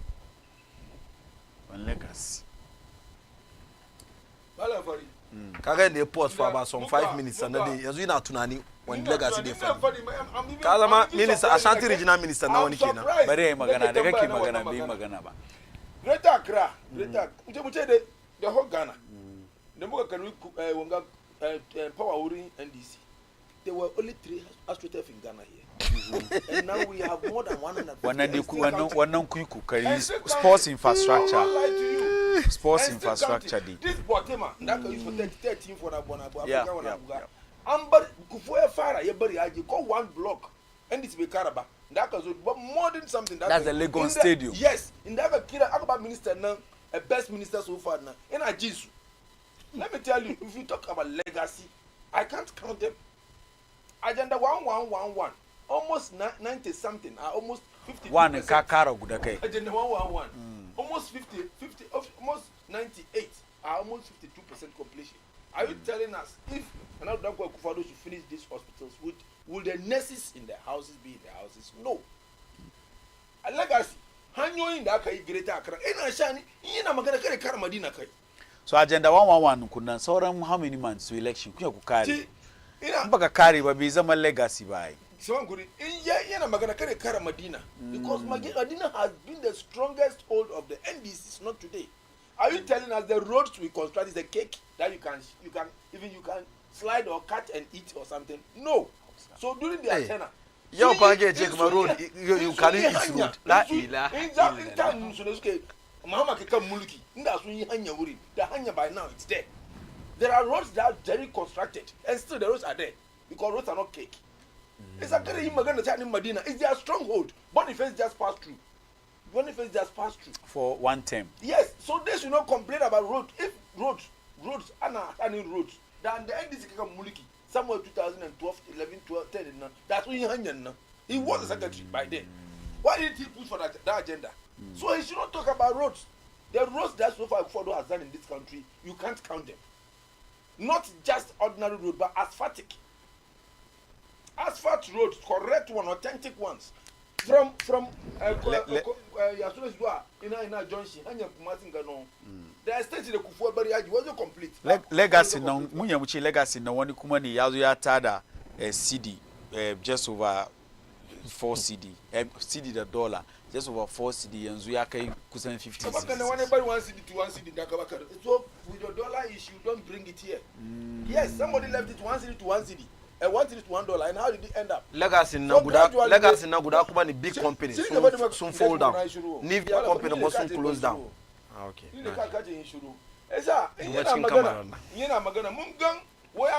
sugar factory the guy Commander sugar factory. Sheko collapse. Sheko collapse. Munga Captain Smart ya I just said it. La ilaha. I just say bags of sugar because how can you build a plant or a sugar factory without sugar canes? How can you? It's like we should not let NDCs take us for granted. Ghana can they afford it now? Ghanaians are descending, and wallahi, I'm telling you. We come from full Ghanaians. Now Ghanaians are very smart about politicians. And that's why the problem solver. They are smart because of what you promised. The problem solver. Inji John Mahama, of course, I will not protect your legacy of corruption, misgovernance, arrogance, ineptitude, bankrupt economy, increased unemployment, and pushing more of our people into the poverty bracket. He should say whatever he wants to say. Ghanaians are listening. It's not about whatever he wants to say. He's speaking facts. Oh, Master, let me talk. When you were saying I was here. Yimagana. Mungan Karfi Mahama. Mungan Karfinshi, Yaya Kari. Finally, Ojoin from dead goat syndrome came into his blood. And he didn't listen to anybody. So, Nana Dudanko Kufado, with the hardship we are going through now, he has never. Better by say when we Agenda 111 Kunganga Akufo-Addo ye bar government. John Mahama be zama wanda yeta bayi da za idan an bashi mulki dai yayi ba. Bai yeta ba ko an block bai kara. Muka district shi yazo wurin health infrastructure. That's what bani for the ma isa mu yan bi muka kuka. Abin da muka kuka kenan o isa shi yazo open yazo fadi nan. Abin da muka kuka wallahi the nicest of Anko Amasama Road that Inga. I'm mistakenly, and Ghanaians will never do that mistake. Yeah, catch a Ghana. This a mistake, no. If Mahama should get a note, wallahi, Ghana will go down like here in Canada. Mama can never add anything to Ghanaians. I'm telling you, he's done with his work. The time in the Shias Masamari, 40s, he was the vice president. 50s, he was the president. He got the nod to pass through this. And what did he add up? He didn't add anything. What did he add? How did he finish? Mama be samu 8 years and Akufo-Addo number. What about carry? 3.5. No. To being vice president and the president. Vice president Anna Kara okay. Vice president now about me and Aga Muna come and she beat me.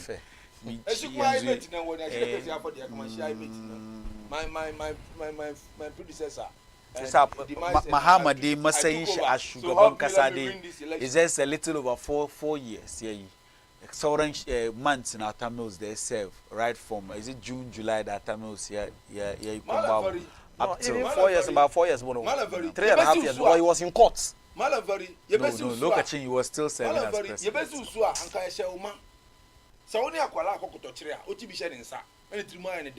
Hausa muke yin. Esa na abanchini, ambari kari abanchini. Esa inje NDC yo so na gwada mama is a messiah, forget it. Mama be the come dey do kara muna ngana nga. Be the call me. Interchanges. I don't want to come there because if the legacy that he's living, mama will come and mess it up. Gaskiya ne. Interchange muna nga ka yi kasuwa. Extensions rek macha kara ba iba. Aka yi Dubai, second gas suba, aka zo ka commission. Other year catch up more than 200 or something. In NDC day for the man and I been kick the cow gananga. Gas carrier. When not gas interchange in a cash mutani. Oh, so without drainage, how can you do interchange without drainage? Don't I give a election? Could they doubt the Mudazuba, because the MPPs cause only Banga MPP soon Bude or soon Angina or Do River and Bude Shine Shikato. So who not known. By then, Kwame Nkrumah's statue was in the middle of the Kwame Nkrumah. How can they demolish it? What did they do there? They're not worrying. What did they do there before? They demolished it before. What did they do there? Ankara ne ya bada dama Sabo Maya Malamfari. We talk of interchanges. Gatamali, Gatema, Gapokwasima don't find Pokwasima. It's like very nice ones. Mutani sekendi we na su non kumbashi harwa you ya njia senti we anwene se. Be anwene se ba. It's process. Building something is not just one day. So how many months are jail? Yes, 7 months. Are you sure that MPP ababada kuke yi de wanga kunya ku kammala duka a commission tukunan a shiga election ya zama kin wannan abu ya zama abinda za ku sai akai ku ce mutane gana su a lot of what we are doing. A lot we will commission. Every day, every time. Ga PAT first phase of their demolition problems so Nigerian solve first phase and commission. We gini kawai ku kai wanda abin ya kawo musu cuta ya kawo musu ciwo an bar su suna nan suna wahala. Oh, massa. At times we should appreciate something small. In private company, ya bata gari, kan ce ya kashe mutane kuma ya bata gari. Su na suka gina, kudin su aka gina. Kudin government ne, kudin wa aka gina ne. Kudin su na ce, su compensate. Kudin ba compensate ba, kudu ba, ina suke da shi. Ga suna wanga su relatives, family, amun mutu. Wa dai cire kudi kuma wa da wannan karfin kudi. No, private company. Private company, who lobbied explosion now. Who lobbied for it? Su na suka gina, sa government be komi wurin ba. Oh, how can you say this? Like, I would in the government that's a commission. Did you see? Question. I'm not saying it. Whatever you are saying, also you're not asking. Not the government that's a commission. In one year support for government the private developers that led. You develop one abu. You lobby mutani. Definitely. Muna build the country. But private something, buddy. Is the MPP corrupt? Oh, corrupt. Corruption is everywhere in the country. If Mama out there is corrupt, go and see the pickups that they are using. Go and see the money that they are sharing. They are sharing 5 CDs to one youth who is going to register. Is there 5 CDs? Today, I see the picture. Wallahi. I will not sit here and do that. Wallahi, suna raba kudi, NDC na raba kudi. What's the kudi? I'm telling you, NDC has money than any party in this country. Where did they get the money? Gabana Gana, kida kudi na raba kudi kuma wana abu. Ya ba mu gani wannan naku muke gani. Na mu gwara gani. An gana Ejisu in the MP da kanshi je by white envelope. Wannan my election da kanshi. If you are talking about Ejisu issue is election. In one album, why if you NDC? Whenever you act like you are not existing. You act like you are not existing. You know that in terms of those things, NDC are mafias than we do. So enjoying election. They are what? Talk about they are what? Like I can't tell the Kambutan. somebody, you can do worse than anything. So me, MPP You cannot know kill what? anybody. We are not going to kill anybody. cannot- Well, once Kukuru Jaya. there's nothing like No, we know. stay in your town Then this and is a register. problem. They'll create chaos. All right, Yes.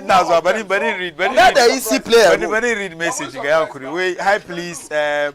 We want our Indian viewer is back.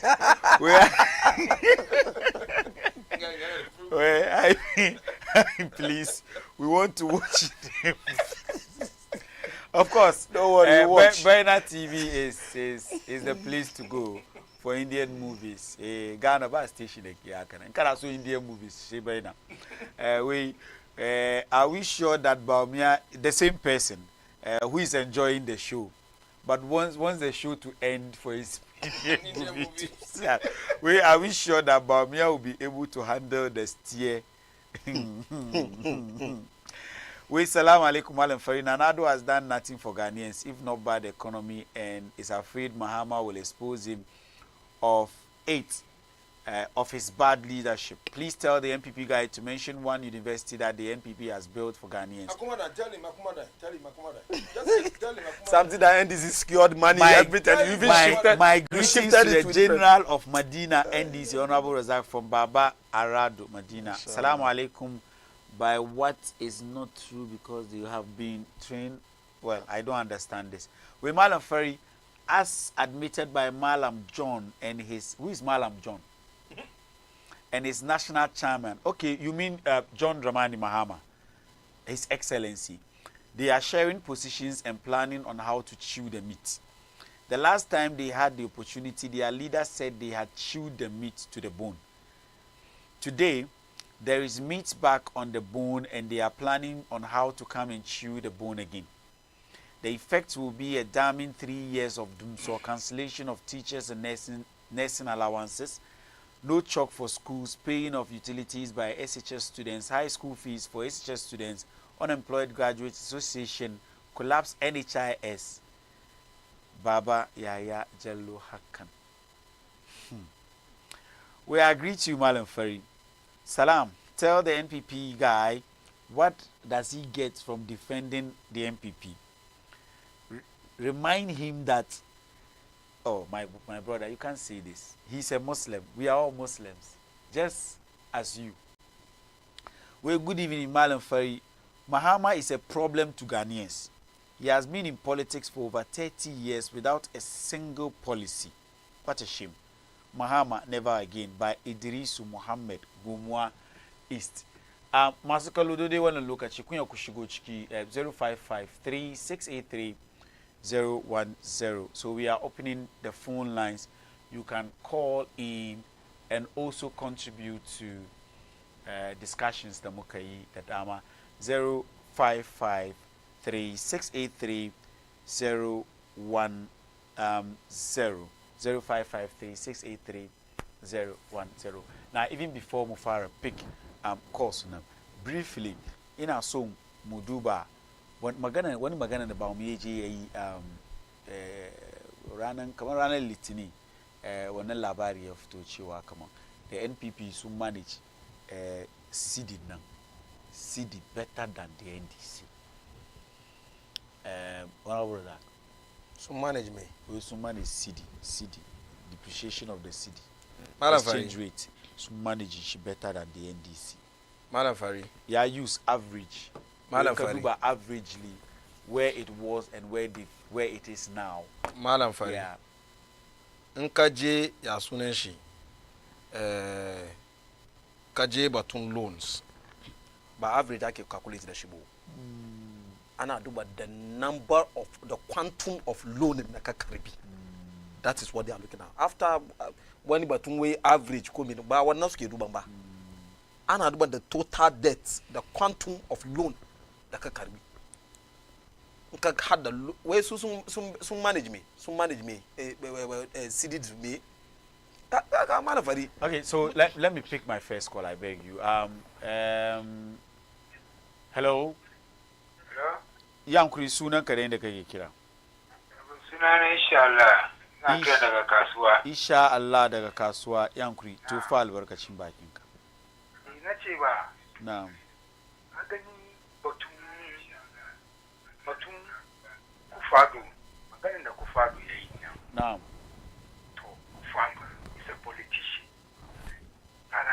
Kisa kufa wani su maganganu na nan bai kamata ya faɗi ba sam. Don politics muke yi democracy. Isa ke kufa ba ka ce kamar to mamma ya yi ra'ayi da ababen da kai da kake fawa. Aka nuna wani ke ma kufa lokacin da to mamma da ta ne suke fawa nan. Ba ka yi ra'ayi da su kan waɗansu ababai ba. Shi ne democracy. Isa ke kufa ba ka ce kamar kana fawa nan abubuwan da kake duka to mamma ya ra'ayi da shi.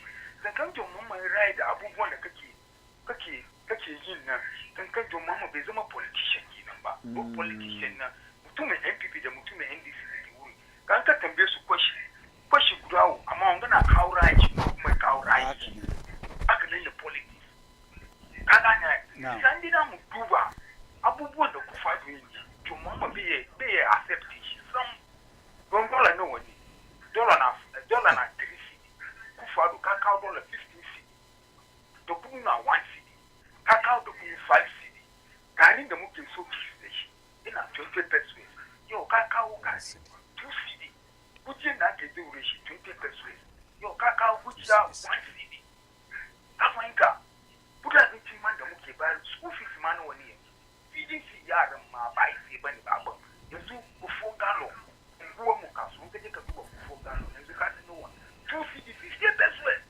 isa mutumin NDC maganin da ne na ji daɗi. Insha Allah mun gode kwarai da naka ra'ayi da kai kuma ka shigo da shi. Idan ka kira kana da dakika 30 seconds kai kuma ka gabatar da naka ra'ayi. Hello wake kan layi. Salamu alaikum. Wa alaikum salam, sunanka da inda kake kira. Sunana Hamidu Zubair. Ina kwa da kasuwa na muna jinka. Ban taba gano president din kariya kamar na ba. Saboda last muna nan ga yace muna wani son ya son wallahi kaga cewa wallahi na lafiya. The moment ya kare magana da kake break no light of new fauna hal kariya wayi. Ban taba ga president din kariya kamar ba. Wallahi fa aka je ke da nana cikin kafar da nana lafiya. Aka je ke da nana ba cikin kafar da nana. President Obama ba president da kawai da kariya ko nana ku kwa ta. Ce sa mun gode ina duba cikin kamar. Mun gode. Thank you very much. Thank you for choosing me over Nana Akufo-Addo. I thought you would even choose me over John Dramani Mahama. Charlie, you can also call in. I mean 0553 683 Yankuri wake kan layi. Yeah, na Yusuf daga na. Daga Shaman. A Shaman, Yankuri muna jinka. Wallahi malam farin ne ku. Na'am. Wallahi amma ni batun ba miya wallahi musulmi ne kuma musulmai ne. Wallahi ba ga da wani musulmi kaje ka bi abin ga ba da mamu da kai musulmi a kai musulmi. Amma wallahi abu da ke damu ne na kan mutuna in za ni wajen aiki abin da ke ba ta kai shi ne in yaran su ko musulmai suka ke bakin su sai su ce mana su ku. Su sa cikin boarding bag, cikin bag. Kowane tam na gani yana baci gina ba san ba miya abin da ya yi kai abin da ya yi aka musulmi inda wannan mafi ma ya yi mummi dan na duba kamar it's a lot to do campaign da abuwa kan da mu aka mai wuce ke ba shi amma wallahi ina cikin tama in ka ce SS kana ga yaran musulmi suna ce ma ya fi shi suna sa cikin bag ina gani sai wai na bag wannan topic na mu kawo sai NPP mun kawo insha Allah mun kawo insha Allah saboda karancin lokaci I mean point in the reason is very very important point yana raise issue about yaran mata da suke ake hana su rufa mayafi Yankuri za mu pick last column ya so mu dawo studio Yankuri wake kan layi Yusuf Muhammad daga nan daga Newtown Accra Newtown na muna jinka so ndi Hausawa suka ce wai ba wai da aka tambaye kare kaman an yi buki gidansu sai ce wai ku duba kasa ku duba kasa yau mu duka muna zaune muna sa mu ke tafiya a ciki an wuce ai muna karya amma maybe yau saboda kwadai ya sa mu duka muke wahala na inda mun bi gaskiya mu yi voting mu wallahi da Allah ba mu sarki mai tausan mu amma yau an ba wani kudi ka zo saboda wai kai ransu ka zo ka vota din ni zai na wasa da kai saboda shi gode last caller mu kenan daidai wani lokaci muna da kamar minti 5 na raba tsakanin ku biyu da biyu ni kuma doki guda final words ku yaso mutu wanga na fara kan Saddam to na gode magana dan fadi ba umiya kowa na da ideas da plans da yake da ke game da shi mun ganna mahama na ku faru na dai karshe ba umiya a very young, energetic, and knowledgeable man who is ready to serve Ghana. He is ready to serve Ghana. Everything indicates that he is very ready to serve Ghana. A 60-year-old man who is ready to serve Ghana, not somebody who has served before. Can't make mistake. We should. Can't make mistake because I've been there. Mama, there you do kaya mungan karfinshi. Munga mistake. Hanyo ni munda ake inde bakari ba. Ajenda 111 bakari ba. They sort of daji ba bin the blog buda kama ne ji karawa ofanko hanya ofanko da ke nice one ga aka yi mistake ya zo saura muna gajiya da na zuwa ciki da nomo. We should not do mistake. The continuation of the work is within the Alhaji Dr. Mahmoud Bawumia, the bold solution for the future. It is very possible, very, very possible, breaking the 8. Let's join hands, vote for him massively for him to break the 8. Inshallah, he will take us to the promised land. Yeah, Jeda Mugaba, Mafi de Mujebaya. Mugana na bre Jebaya, they have vote otherwise. Other than that, Bawumia is the best solution. All right, thank you very much. Honorable cikin magana shi wai in ba ka ba aka ko jama'a ma ajanda wan ya soro baya kamar da suka zo suka bari e-blocks isora alwayo ana red gold green ba wannan bane Ghanaians kaga yau da muke ga one of the difficult work kai shine ka zo kana defend MPP kuma ni wala farida ma gaskiya tsakanin da Allah in ni inda na cikin MPP at this point in time da ba magana kuma ko ma ban zuwa because there's nothing to talk about because corruptions in echi garinga ni na bar ma dollar at the rate of 4 cedis ke yau ka zo ka je da dollar 15 cedis kana ce wai mu yi mata yau ni na bar ma dokunu akan 1 cedis ka bar dokunu na 5 cedis ka ce wai yi mata bi kana ji kaga muka zo muka samu consul ko wanga set muna kai ba wai kamar muna da ilimi mun fi yan waje na mudu amma ka duba waje maganganu na unguwannin ka no mutane ka matasan Ghana suke magana suke fadiwa kukan da suke yi isan ka zo ka zama kan shi kana bar su understand ka kuma is all is well kuma ya dace then you are not being fair to yourself. You are not being fair to the citizens. You are not, in fact, you are not even respecting the viewers and the citizens of this country. Ya unda muke nga mala fari. Wane ni be san lamarin na ke status ngarin gaba. Wane ni be san lamarin na muke go through ba. Gajiya da dama da fitina da wala da nyuma. Ata ma ranar na ma ke bugun yanzu ma ya bar ma mutane ma sun manta da nyuwan na yanzu ranar na ma suke kuka. Because nyuwan na sananin nyuwan ba easy bane.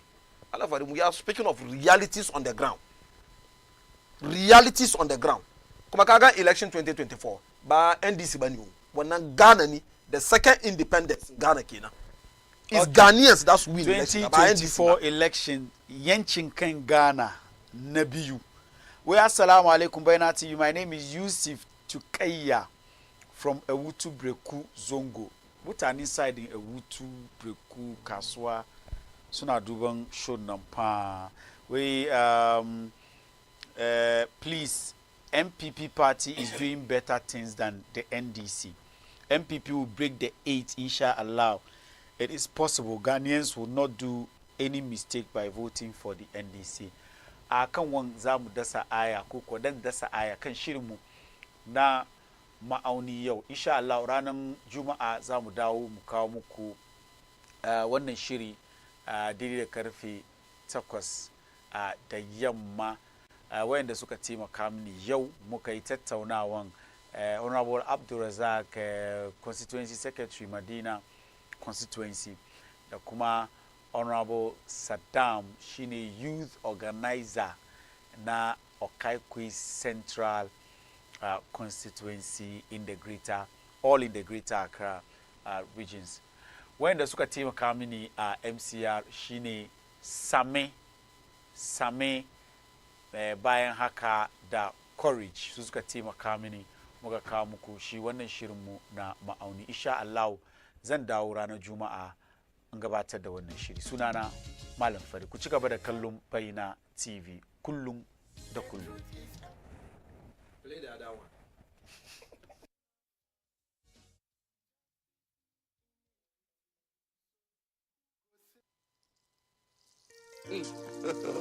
Ooh, baby, God have mercy upon us.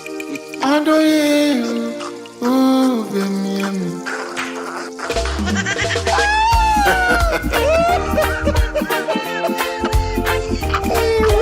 if you give me thousands of Ghana cards and $1 US, I will choose the dollar. Hey, the Mumu campaign at Tokyo. It is smoky. Oh,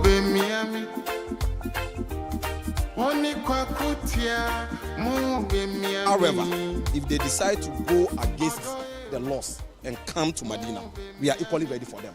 Some of them might end up not going back with their heads. That one with the laws and come to Medina, we are equally ready for them. Some of them might end up not going back with go against the laws and come to Medina, we are equally ready for them. Some of them might end up not going back with their heads. That one we are prepared. And yesterday, for instance, you can see our security team were here in their numbers, and we are equally prepared for them. In short, we're just pleading with our colleagues on the other side, the peaceful coexistence that we have always enjoyed. Let us maintain that protocol, and everything will be fine, and we'll continue.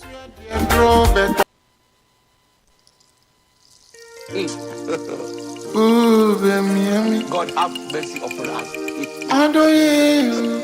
Ooh, baby.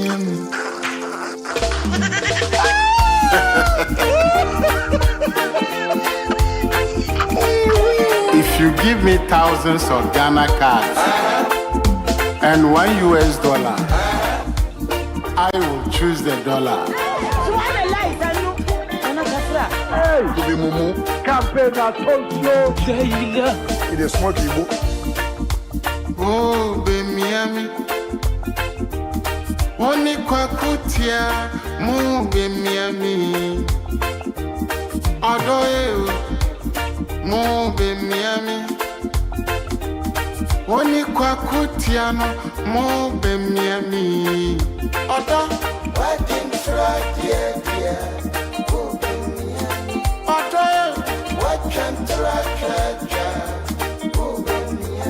Kanu cry, Otrofo, Odo, you want me to do more? Kwakram and Ferso Besuvini, yes, we are dear grow better so. Shame on you. Abaya the board touchy, yet the baby bought bandaby. Sana will be Miami. You can lie your way to power. You can do all propaganda. Dollar rate will expose you. The dollar has broken jail. You are pathological liar. You lie for living. Lies are your hobby. Google and Wikipedia recognize you as a liar. Your talent is to lie. You promised me heaven and earth. You promised me the whole universe. None of them has been fulfilled. You said if I give you power, I will live like in heaven. Look at the way I'm suffering. Walk on him. What do you a trouble on mine. What trouble, my on my